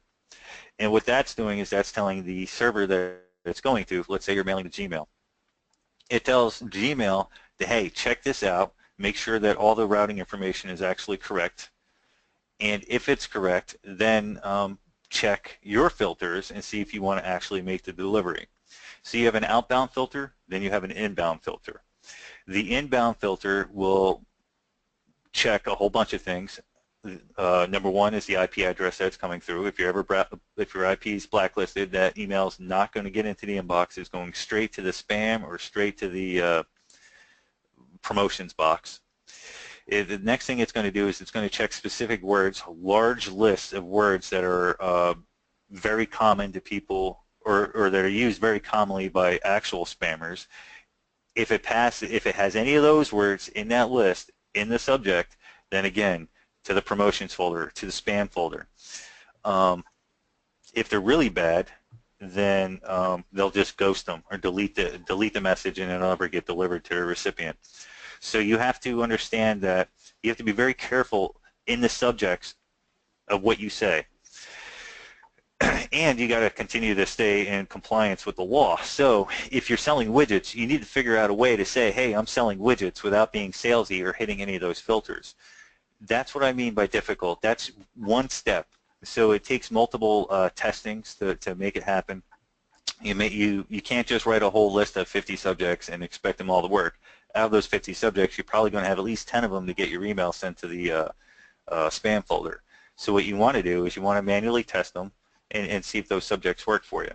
Once you have the subjects working, then you want to do the same exact thing with your messages. If you have a bunch of salesy hype inside of your message body, again, you're going to trigger the outbound filter, and then you're going to trigger the inbound filter, and it's going to go into the spam folder, get deleted, or go into the promotions. And as you guys know, the promotions folder might as well just be the trash can, because that's how often people look in there. The trick is to get it in the inbox. And the way to get it into the inbox is to have subjects that make people want to open the email, but stay compliant with the law. And then you want the email itself to be short. You guys know what happens when you see a wall of text. If you go on a forum or whatever and you see a wall of text that somebody posts, you don't read it. You either just skip it over entirely, or you highlight a couple sentences here and there, and that's it. So if you send a wall of text as an email, you're just basically wasting your time. It's going to be such a small minority that even read it. So what you want to do is you want to keep your text or keep your email messages short and sweet. And it is okay to ask for money in the first email. A lot of people will tell you don't do that. It's baloney. You can totally do it. If you want to send it, if you have a pretty website that sells and has a good conversion rate, you put the link to the website, not your real website. Put a link to one of the hosting websites that you would purchase through the Green Dot cards. This way, if anybody complains about the link, the worst that happens is you lose, that link just doesn't work, and you have another one as a backup. Don't send it to your real domain. Send it to a clone domain. But the point is you can send out an email and say, hey, I've got the best widgets in the town. Click this link to learn more. And if people go to your website and they like what they have to see, they will buy it right then and there. It doesn't have to be, I hear people say you got to send them 2 or 3 emails before they ever buy from you. That's a lie. I've had hundreds of thousands of people purchase off the first email. Belinda, she's a lead person, so she understands this also. You don't have to have them come back to anything. You can simply tell them, if you're into selling leads, which is one of the things I do, you could say something like this: toss the 9 to 5 as a subject. That's an actual subject I used for 2 years, and it kind of went viral. Everybody started using that subject. And if you guys have been around the internet for a while, you'll remember there was a small business opportunity ad that was going out that said something along the lines of, are you tired of working for the man? How would you like to have a chance to make an extra $3,000 a month? reply with your name, address, and telephone number and the best time to contact you. And right in the middle of the ad, between those two important parts, there was a little section that said, how would you like to skydive over Egypt? And it broke up the continuity. It was a really small ad, and that ad was getting me 2,000 to 3,000 leads per day that I was turning around and selling the phone rooms. And that's exactly what you guys have the power to do. You don't have to sell everything on the first ad. All you have to do is to make a decision ahead of time what it is you want to do. Are you looking for leads that you can turn around and sell? Are you looking for leads that you can turn around and call? Or are you looking for direct sales? And hey, Josh, can you take over for a moment? I got to help Jen for a moment. Yeah, absolutely. All right, great. Sorry, guys. I hate to be rude, guys, but I gotta help somebody real quick. I'll be right back. Awesome, guys. And some of you may have been in contact with Jen as well. That's who he's referring to. She's also been helping with support. So some of you might recognize her. So let me see if there's any additional questions here. And if you guys have any questions, remember there's a chat box there. You can go ahead and post it in there. Mike is asking, I guess I'm confused why you use a virtual server if you go set up multiple hosting accounts. Don't understand. Steve, I think you know more about the virtual server than I do. From my understanding, the virtual server allows you to run the software as if it were a web-based software. So you'll set it up on a hosting account, and you can log in from pretty much any computer, right? Yes, it's a Windows virtual server. What it is it's like having another computer at your disposal, but it's not in your office or your home. You're just using someone else's server. And the advantage to that is, as Rick's already said, but I'll reiterate, is if you're sending from your home computer and you start getting complaints and it goes to your ISP, if your ISP is really nice, they're going to say, hey, knock it off. If they're jerks, they're just going to turn you off and you're screwed. So I recommend that if you're going to be doing a lot of email, you get a virtual private server. But it's on you. If we're just giving you the warning. You do whatever you want. But this is one of the reasons we had issues with releasing this email plugin to start with, is because there is the temptation to go hog wild with it. And if you do, you're on your own, because we're warning you now. Do not use this recklessly. If you use this recklessly and you suffer consequences from it, please don't come crying to us, because we're warning you here and now. Do not do this on your own machine unless you're ready for the consequences that could possibly follow. Yeah, absolutely. And I know Steve and I bounced this idea around a few days ago. There was a few people who recommended that we offer a quick service where we set up a VPS, set up Profit Renegade for you on a virtual private server. So we'll set it up on there for you. We haven't got it concrete, but if there's enough interest for us to do that, I think we'll charge nothing crazy, maybe like $197 or $97 one-time setup fee for us to go in there and set it up for you. So there's enough interest for that. We'll set up that service. But yeah, we've had a few people offering to pay us to set that up for them, just because to make things easier on them.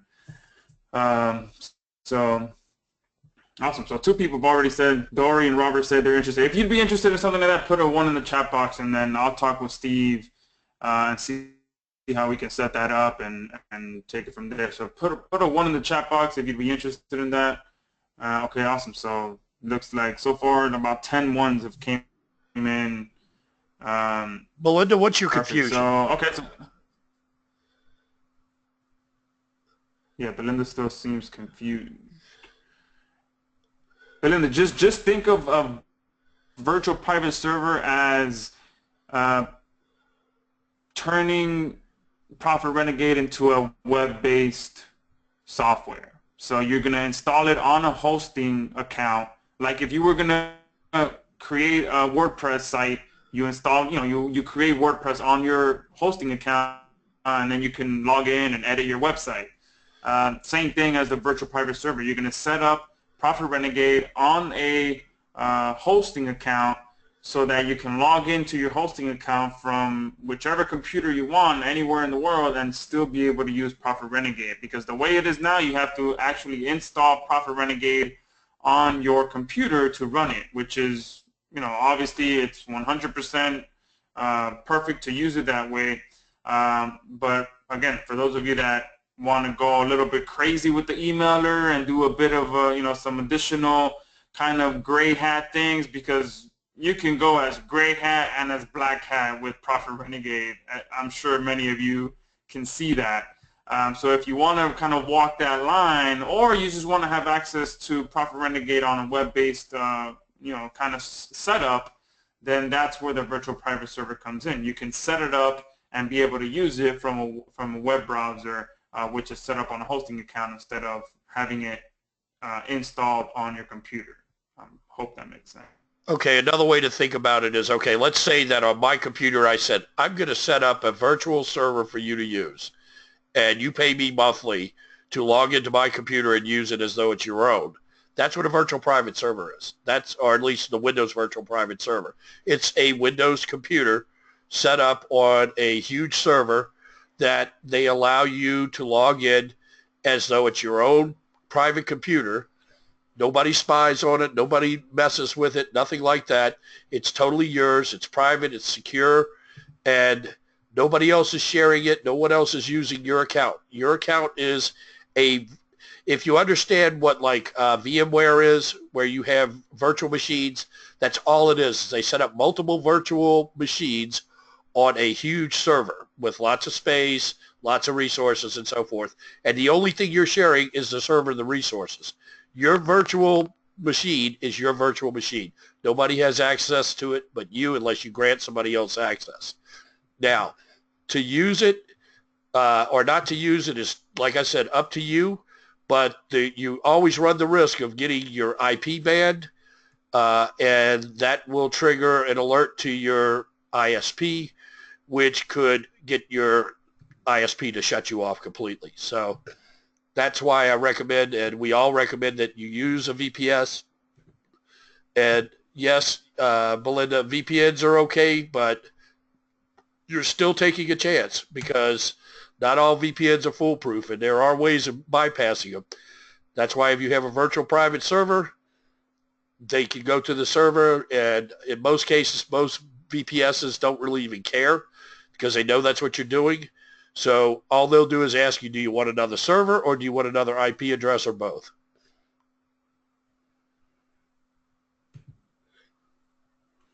Perfect. So And the reason I use it as well is because a little bit. I don't like using up the resources on my computer any more than I have to.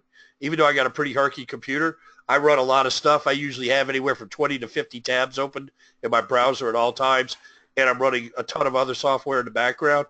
So having just one less thing on my computer is a good thing. So I use it for scraping. I use it for my SEO tools. I use it for all kinds of stuff, not just Profit Renegade, but I use it for a multitude of other software. And Mark is saying Hillary Clinton type shit. So that's kind of funny.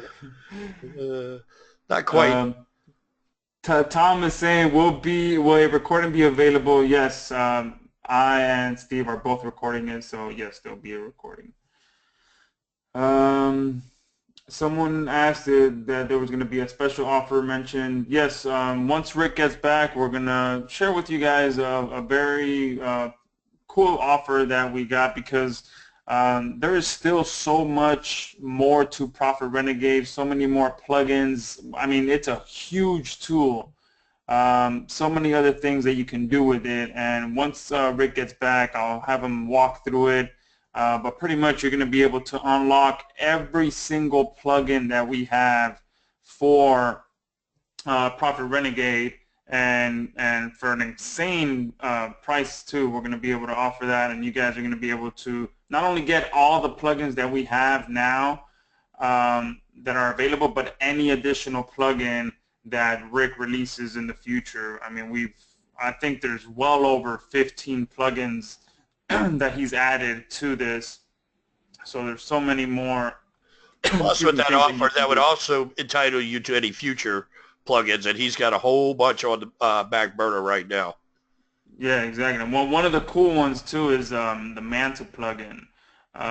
You'll be able to start getting leads from Manta. That one's a little bit more of an advanced software, but you're going to be able to get that. You're going to be able to get the Tor Bridge plugin, pretty much everything that we have. The Email Digger plugin, like I said, the Manta plugin, and any future plugin that we release as well is going to be included in there.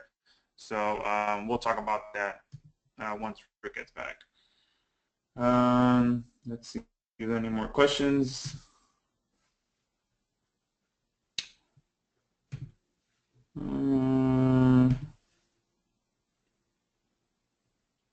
Someone is talking, Alex is talking about the milking. I don't know what milking you're talking about.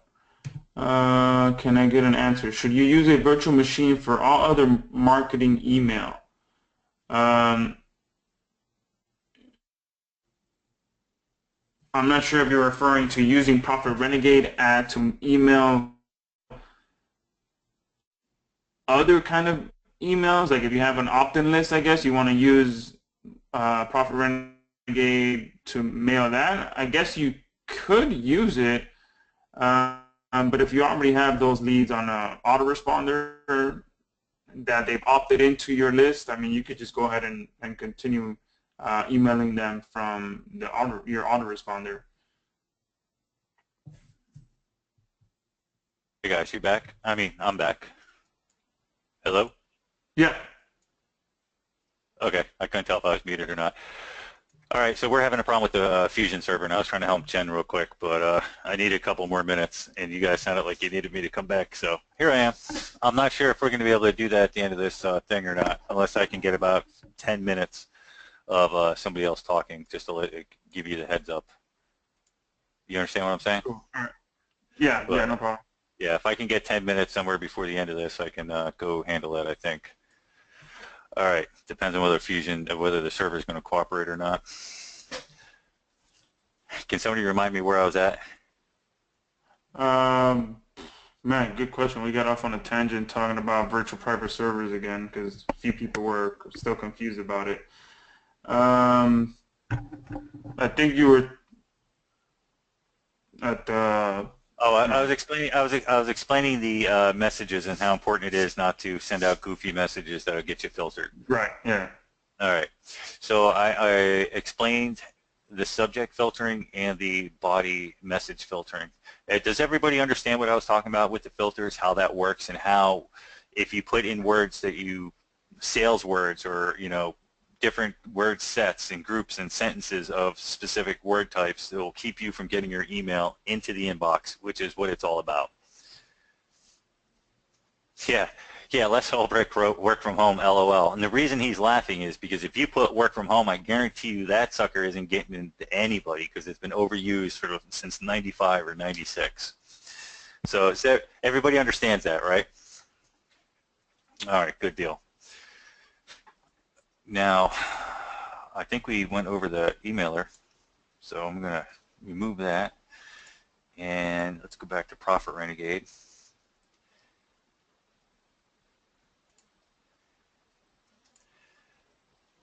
Okay, since I'm totally lost my train of thought, let me just ask any questions real quick, or let's give them a few minutes to ask me any questions about the scraper or whatnot. So if you guys have any specific questions right now about Profit Renegade or how it runs, or you're having like issues like getting information back properly, just go ahead and shoot me the question and let me answer it for you. And I'm going to just read through these. Robert Tyson, would you have to recreate all your websites that are on your own computer? I'm really not sure what you mean by that, Robert. Do you mean should you clone every website that you're going to send an email to trying to sell something? If that's what you mean, the answer would be yes. And I would take out any of your information that they could track you back with, like a phone number or an address, just to just to save yourself some future issues. How many leads can adding a proxy scrape for per proxy? Does proxies help your mailing? Mark Middleton asked that question. First, Mark Middleton, proxies do not help your mailing at all. Proxies help with scraping. The amount of proxies depends on the service. If you use a service like Manta, which is really hard to scrape from, then you're going to use a lot of proxies. But if you use a proxy for something like the Facebook or the Bing or the Universal or whatever, you could probably scrape thousands and thousands, probably for weeks at a time, without having to worry about getting a new proxy. Hopefully that answered your question, Mark. Jim P., not email, but Profit Renegade related. Is there a way to search cities in multiple states at the same time? Yes, Jim. You in the members area, there is a list. I believe it's under bonuses. That's 300 of the largest cities, I think. I think that's what it is. Hold on. Search cities in multiple states. Oh, never mind. That was. If you just put in a list of states, it'll do exactly what you're talking about. If you try to add a state the way I did through the USA database, and then you add another state, and then you add another state, theoretically you can do that forever, or 52 times anyway. But I don't think you should do it. The more keywords and the more locations that you stuff into this, the more RAM that you use. And then there's so much threading, actual threading, individual parts of the program doing things multiple times. So if you have the threadings on 20 across the board, you're still doing literally over 100 different things at one time. So if you and each one of those processes uses a bit of RAM. So if you have a monster machine with a huge amount of RAM in it, go for it. Shove all the cities in there. But if you don't, I wouldn't try putting all the cities in there. I just break them up into little lists, set up campaigns, and then go ahead and reload them in there for each scrape. Hopefully that answers your question, Jim P. Thomas Anderson, how do I know what plugins I have? Well, right now you don't. But as soon as I have this this button right here, check plugins, set up properly, you're going to have a legend here. You click a button, it'll say check plugins, and it will tell you what plugins you own, what plugins you don't, what plugins you rent, which ones are on sale, and if they're for the beta testers only. Beta tester plugins are ones that I've worked on. They need to be made sure that they're working correctly, and then after everybody signs off on it, then we go ahead and we release it for sale. Unless you own the all-in plugin, then it just gets turned on for you. Hopefully that answers your question, Thomas Anderson. Mike Carlson, I was having a problem using the mobile emulator. Mike Carlson, could you explain a little bit more in detail what you meant by that? Lorenzo Hickey, how do you address consumer email scraping? I don't address it, Lorenzo, at all with Profit Renegade. If I wanted consumer email addresses, I would say to myself that all business owners are actually consumers. So I would try to target niches that I felt would give me the best chance to sell whatever it was I was looking to sell. If I wasn't comfortable with that, I'd probably go on Facebook. I'd use the Facebook plugin, and I would grab a bunch of emails from there, because those people act more like consumers than people in the yellow pages and whatnot. Hopefully that makes sense to you. Let me know if it doesn't. James Mosquito, I'm on my phone. Are you guys getting this message? Yes, James, I got the message. Les Holbrook, my emulator stays open and no close button when I open it. Les, you have to click this button right here. Open mobile emulator, and then you close mobile emulator. You don't want any buttons on here. There's only one, and that's to take a picture of it. And then that disappears when you take the picture, so you don't see it. If I have a bunch of buttons on here, it'd be confusing. So you just open it and close it by clicking this button right there. All right. Oh, that was Les Holbrook. Hang on, guys. More questions are coming in. I need to back up.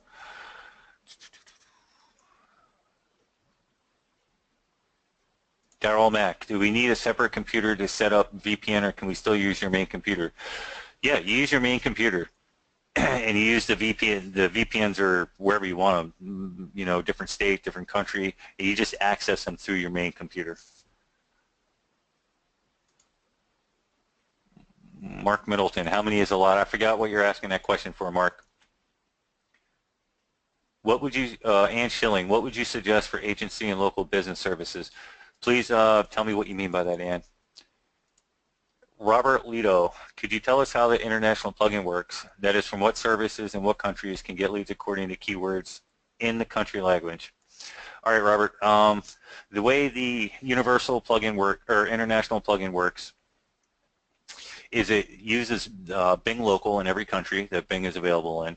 It grabs that as its starting point, and then it goes to the website and grabs the email, any additional phone numbers, fax numbers, person's name, or whatever. So it starts with Bing Local, and then it goes to their actual website that Bing lists.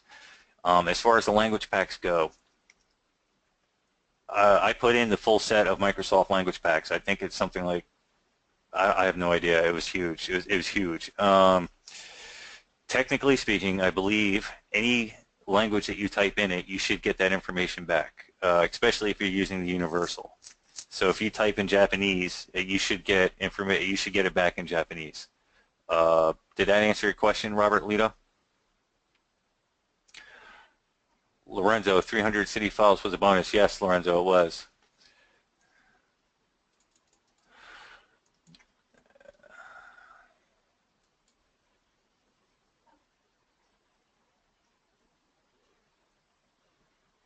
Mike Carlson, I flip local domains. Don't really need state scraping. I need city scraping.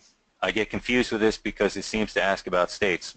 Here, let me show you, Mike Carlson.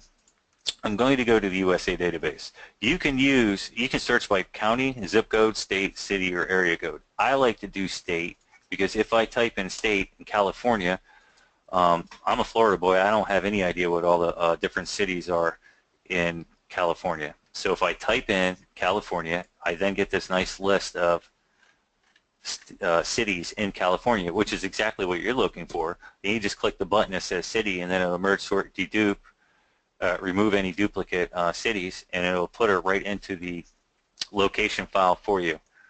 Does that answer your question, Mike Carlson?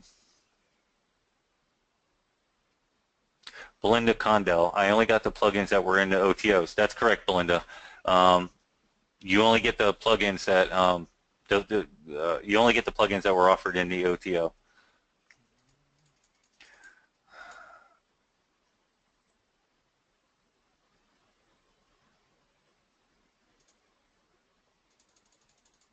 Hang on, Alex. You got a long question. I'm reading it and trying to decipher it. I said that wrong. That makes it sound like you didn't write it well. It's written well. I'm just trying to understand what you're saying.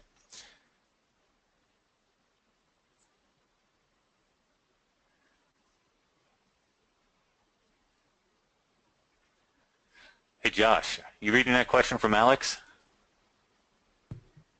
Let me check it out now. The video FX? Yep, the big one at 359.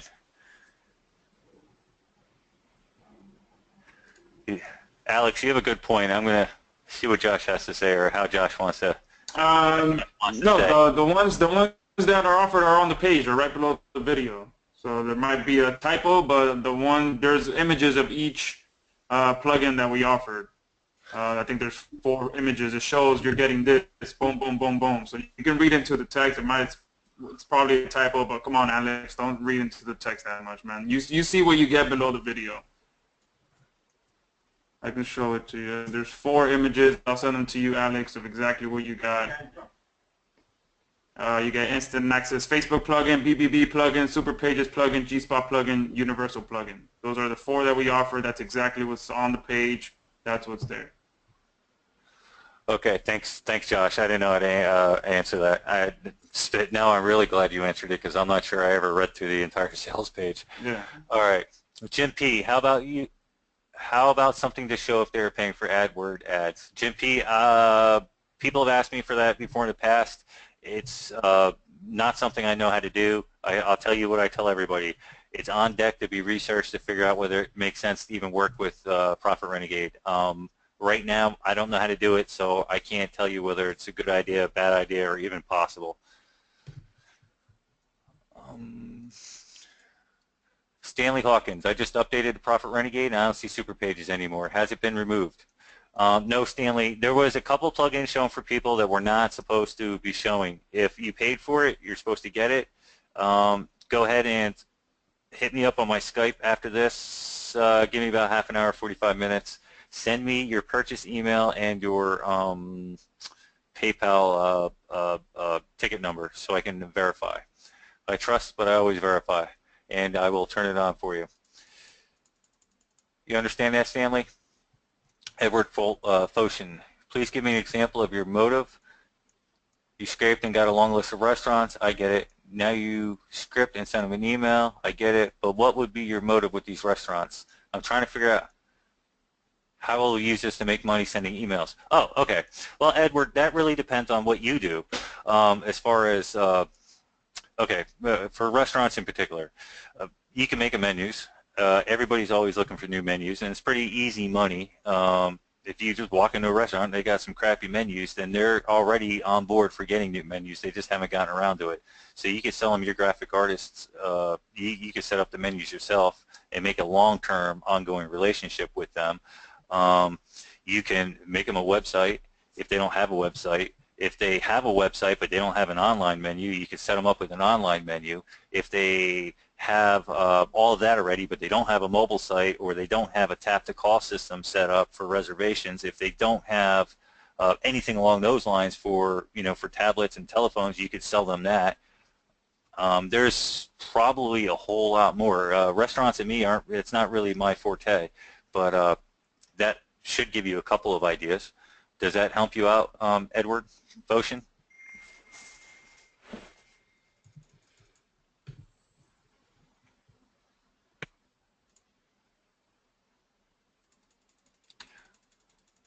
Okay. Mark Milton, if I had one proxy, what kind of scraping am I expected in numbers of speed? Mark Milton, again, that completely depends on the amount, or I'm sorry, that completely depends on the service you're running with. If you suck that one proxy in super pages, you'd be scraping for the next week with no problems, and it'd be fast, as long as it's a fast proxy. If you tried that with Manta, you get 2 leads. It totally depends. Hopefully I answered that well enough for you to understand, Mark. Greg Simmons, the international plugin was working 2 days ago, but over the Thursday night I had several plugins update their site, and I just haven't had a chance to get them working. Super Pages is one of them. I got that working again. Facebook was one of them.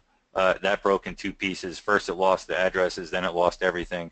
I'm actually planning on updating that tonight. I will check and make sure the universal/international plugin is working, Greg. I hardly ever use it, so I only know it's not working when somebody tells me. Hopefully that answered your question, Greg. Well, sort of answered your question. Ann Schilling, I'm setting up an agency to provide videos, SEO, and other services. Need leads to talk to. Oh, great. That's easy. Just about everybody gets you back, or just about all the services get you back up more phone numbers than you know what to do with. And what I would suggest doing is sorting and sifting through them so that you're only calling the ones that look like you have the best potential. June Kong, can we scrape from the virtual server setting up the proxies on that server? Absolutely, June.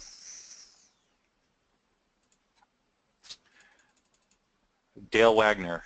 Hey, that's a name I recognize. How do I search in Australia, keyword state city? Alex, man, whatever you're trying to do is not going to work. You're not going to get access to all the plugins. So you can stop posting in the chat box that you want all the plugins, because that's not what we offer. It's way too valuable to give you guys all the plugins. What's on the page is what we offered. Stop posting about it.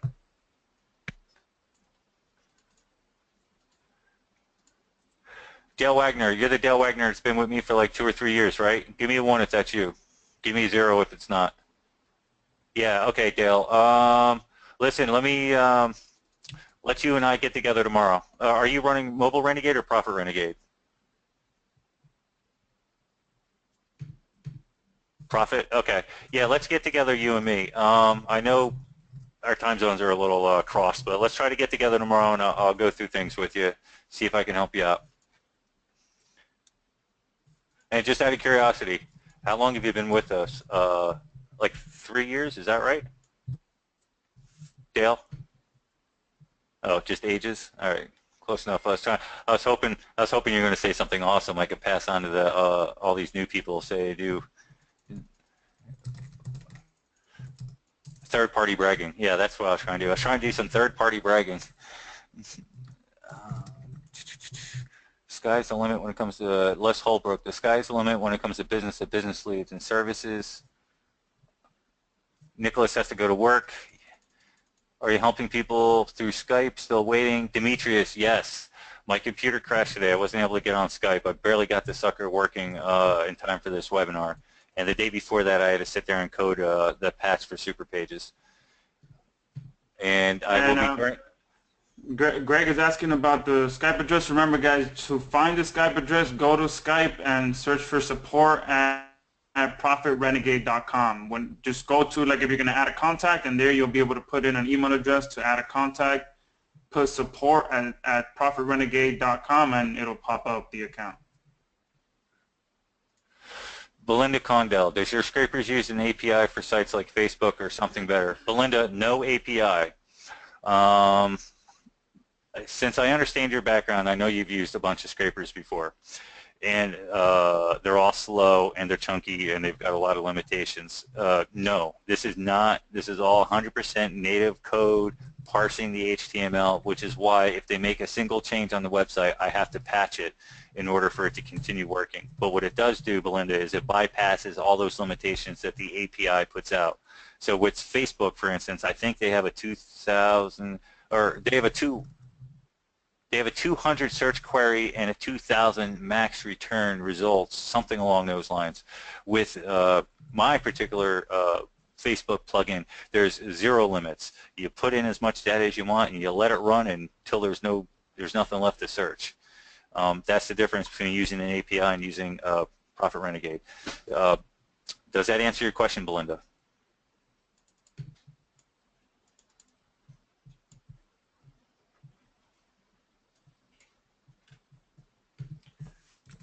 You're more than welcome, Belinda. All right, guys, I'm still trying to get to the questions, or trying to get through them.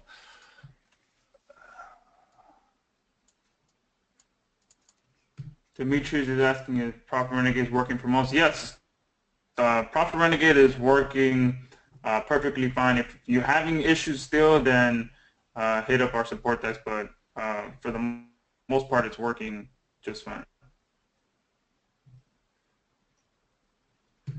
Robert is asking for the OTO links. I guess I'll go ahead and post that, since I guess the original offer we have won't be ready. So if you guys... Well, that depends. Hold on, before you do that. If I could have 10 minutes or so, I might be able to go upstairs and or get on the server and make that work. But I need like 10 to 15 minutes. Do you guys have like 10 or 15 minutes of stuff to talk about?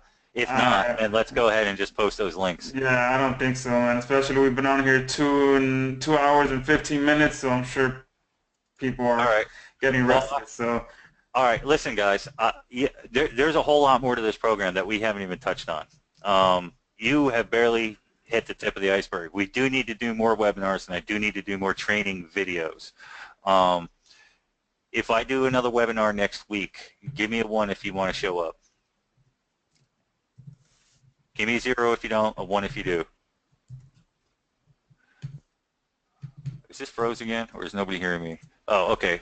Lots of 1s. All right. Those 1s were for showing up. All right. Let's do another webinar again next week. Oh, I got some hell yes. Oh, damn, that's a lot of 1s. Okay, but word of warning. Are you ready? Next week, I'm going to teach you some stuff, but then I'm going to sell you some stuff. So bring your credit card or your PayPal email. Good warning there, but it's a good warning. It's a great warning because, I guess, like you were saying, there is still a lot more to Profit Renegade than you guys have seen already so far. But yeah, make sure you're there for the next one. You'll be able to see all the advanced stuff and see all the cool stuff that you can do with Profit Renegade. Mark, I'm supposed to get with you later tonight, right? Something wasn't showing that's supposed to be showing. I'll talk to you about that. I'll talk to you about that then. And I see at least 10 questions come in. Let me answer these real quick so nobody is walking away feeling like that other guy who got pissed off about the plugins. Jim P, a reminder before you get around to checking the blank results in print ads and videos. Okay, real quick, Jim P, if in the print ad area for YP, for Yellow Pages, if it says yes, that means that they have a print ad in the actual book that they drop off once a year to your doorstep. The video, if it says yes, it means that that they have a video, that they paid Yellow Pages to make them a crummy video, and it's usually like $500 or $600, and it has the Yellow Pages tag in it. So I mean, they're totally getting ripped off there. So a lot of people actually use that Yellow Pages plugin specifically to sell people their own video service to get them away from the crap that Yellow Pages sells them. The reason that they're blank is either the search that you did just didn't pull any back, which I find that highly suspect. They've been making changes over the last couple of weeks, and I think that that's probably what happened is they made a change, and I have to go in there and patch it so that you get the results for the video and the print ads. Did that answer your question, Jim P? Jim P, I'm looking for a yes or no.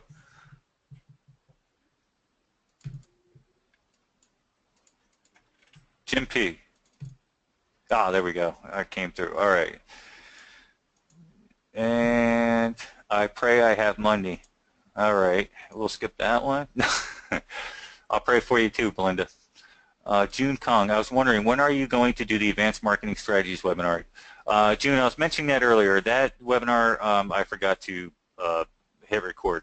So it needs to be redone. As soon as I have the software 90% stable, and by that, really all I need is everybody who hits the auto update, it actually auto updates and starts working properly without me having to give them tech support and fix the Microsoft issue. As soon as that's done, I will do an advanced marketing webinar. Ian Hodgkin says, no worries, mate. Not sure what that's about, but I appreciate it. And also, Michael's cool little testimonial from Michael. It says he's been with you for 3 years. He's an all-in-one plugin member. And as you and I have spoken, he said he purchased initially knowing that he would need it in the future, and the future is now. So he's loving his all-in-one plugin membership. And that's what we'll talk about next week. So if you guys want to see what that's about. Yeah, you cut out that. No, I don't think anybody heard you, at least I didn't. When we put something up for sale, it's going to be about that all-in plugin and how it can work for you. And quite frankly, there's some of you in here in this webinar, I'm going to tell you not to buy it because you're not ready for it. And the ones that are ready for it, I'm going to explain to you how to use it in order to make money.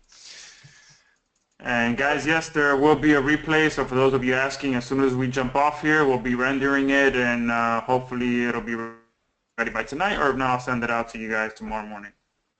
Yeah, Dory, don't worry about anything. We're not gonna run any sale tonight. We're gonna run it next week when we do another webinar.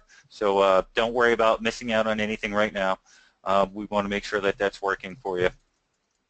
Edward Foshin, I purchased the Extended and the Pro, and upsell for 9067 is the other upsell, correct? Yes, Edward Foshin. That I believe that's correct. Yes, correct. Don't make it on Tuesday. It's election day. Oh yeah, that's a good point. And oh right, yeah. So we can probably do Thursday. Thursday. All right, cool. Thank you for that. You always think you know everything, and then you realize you forgot something silly. All right. All right, there it is. Hold on, I just want to bask in Michael Kelly's little review. I'm just enjoying that. Thank you very much, Kelly, for believing in me. Appreciate that. Oh, and your money. I appreciate that also. Is the update going to, Robert Lito, is the update going to be automatic? Robert, yes, the updates are supposed to be automatic. About 15 to 20% of you got hit with the Microsoft update. They crippled the updater. I believe that I got that sorted out. I do not know that for a fact. I will know that. I don't think everybody who originally bought has actually done the update. So I'm going to find that out over the next several days. That has been my major issue with support, is trying to walk everybody through getting that set up. I've been doing remote administration to make the process go really quick, but there's still a lot of people that need me to help them.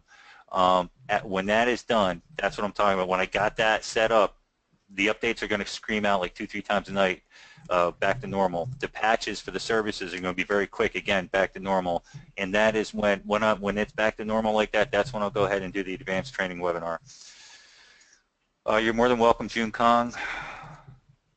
Robert Lito, yeah, last time you tried to update, you had to contact me because of that update. I'm hoping that I took care of that, or when I believe I got on your computer and I set the permissions, I'm hoping that fixed it for you, but we're not going to know until we do it, until I push an update. So far, so good. Everybody I've helped so far with the new updated installer has come back and said everything's working. So I haven't had anybody fail yet. The only people that are having issues are people who haven't updated. Which they can't do if they got hit with the Microsoft update. If you hit update on your computer, if you hit update on Profit Renegade, if when you open Profit Renegade, you get a message that said there's an update, and you look at the top, you see this is the version that you currently have, and that's the version that it wants to download. Click download. If it then turns around, opens up, and tells you again that you have another update, then you have the Microsoft error. All you have to do is change your permissions. There is a video in the members area walking you through how to do it. It's kind of complicated. So if you don't want to do it, get me on support at proxy. I'm saying that wrong. Get me on support at profitrenegade.com on Skype, and I will personally help you do it. And then we won't have that problem. And the sooner we get that done, the sooner I can get back to coding and fixing any bugs. Brian Morrow, can you show really fast how to export search results? Absolutely, Brian. I'm going to back out of the console here. I have a bunch of info in the grid. I'm going to click Grid Controls. I'm going to click Export. I'm going to name it. I'm going to click Save. I'm going to wait for the green bar to disappear. And I just exported it to a CV format. Did you see that, Brian Morrow? I know it was quick, so yep, you're welcome, buddy. And you can import exactly the same way. Dennis Tagus, when I run keyword function in the system just keeps, wait, let me reread that. When I run the keyword function, the system just keeps running but doesn't come up with the websites. No results at all, or just doesn't show websites? Dennis Tagus.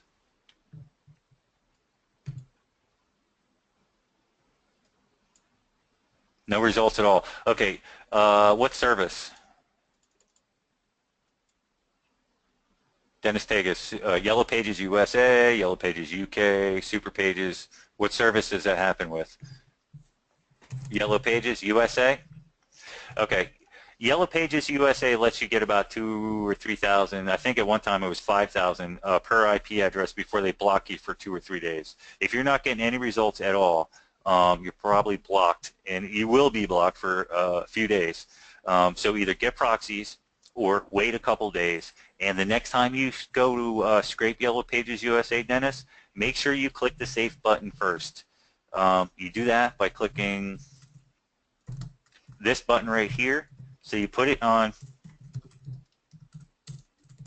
Yellow Pages United States, and then you click this lock, and then it changes everything to the settings that work the best without a proxy, and that will let you get a little bit more from Yellow Pages without getting blocked.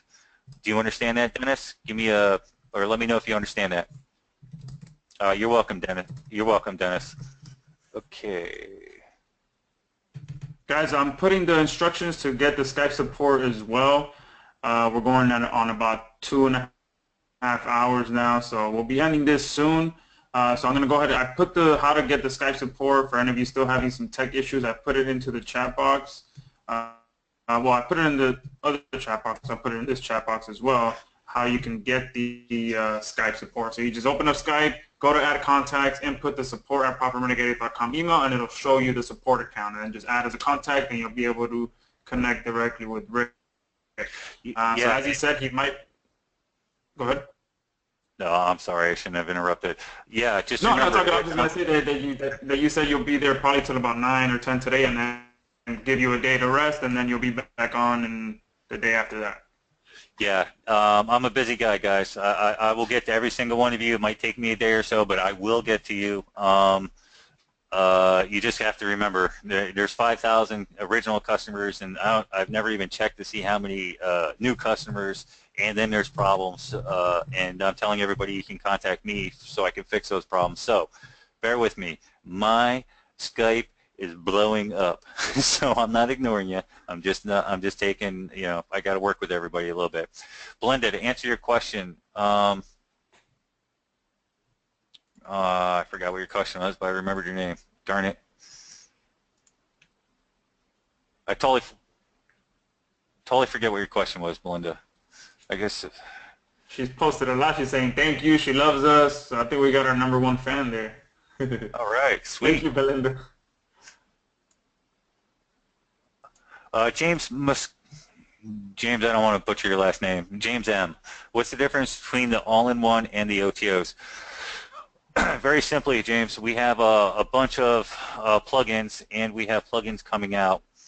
The upsell or the OTOs gave you like little a couple of plugins each, and for one set price.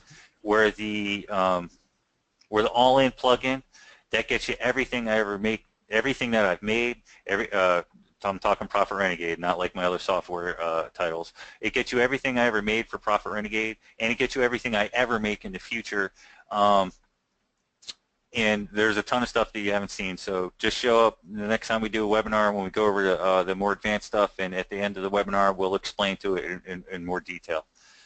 Hopefully that answered your question, sort of circularly without, Yeah, well, we'll explain everything in detail next week, guys, so just come there, and whether you own the upsells or not, you're going to be blown away, and you're going to definitely want to pick up that offer. So we'll cover it next week and go in detail on all of that stuff.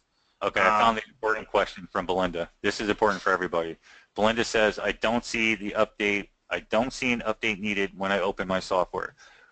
Everybody, if you open Profit Renegade, it says, the very first thing it does, it says checking for updates. If it goes right into opening up the software, that means you have the most current version. The only time you will see a window will pop up is if there's an update live for you on the server. It will give you a list of the changes, and it will then give you an option to update or to choose not to update. And so if you're not getting the update message, that means you have the most current version.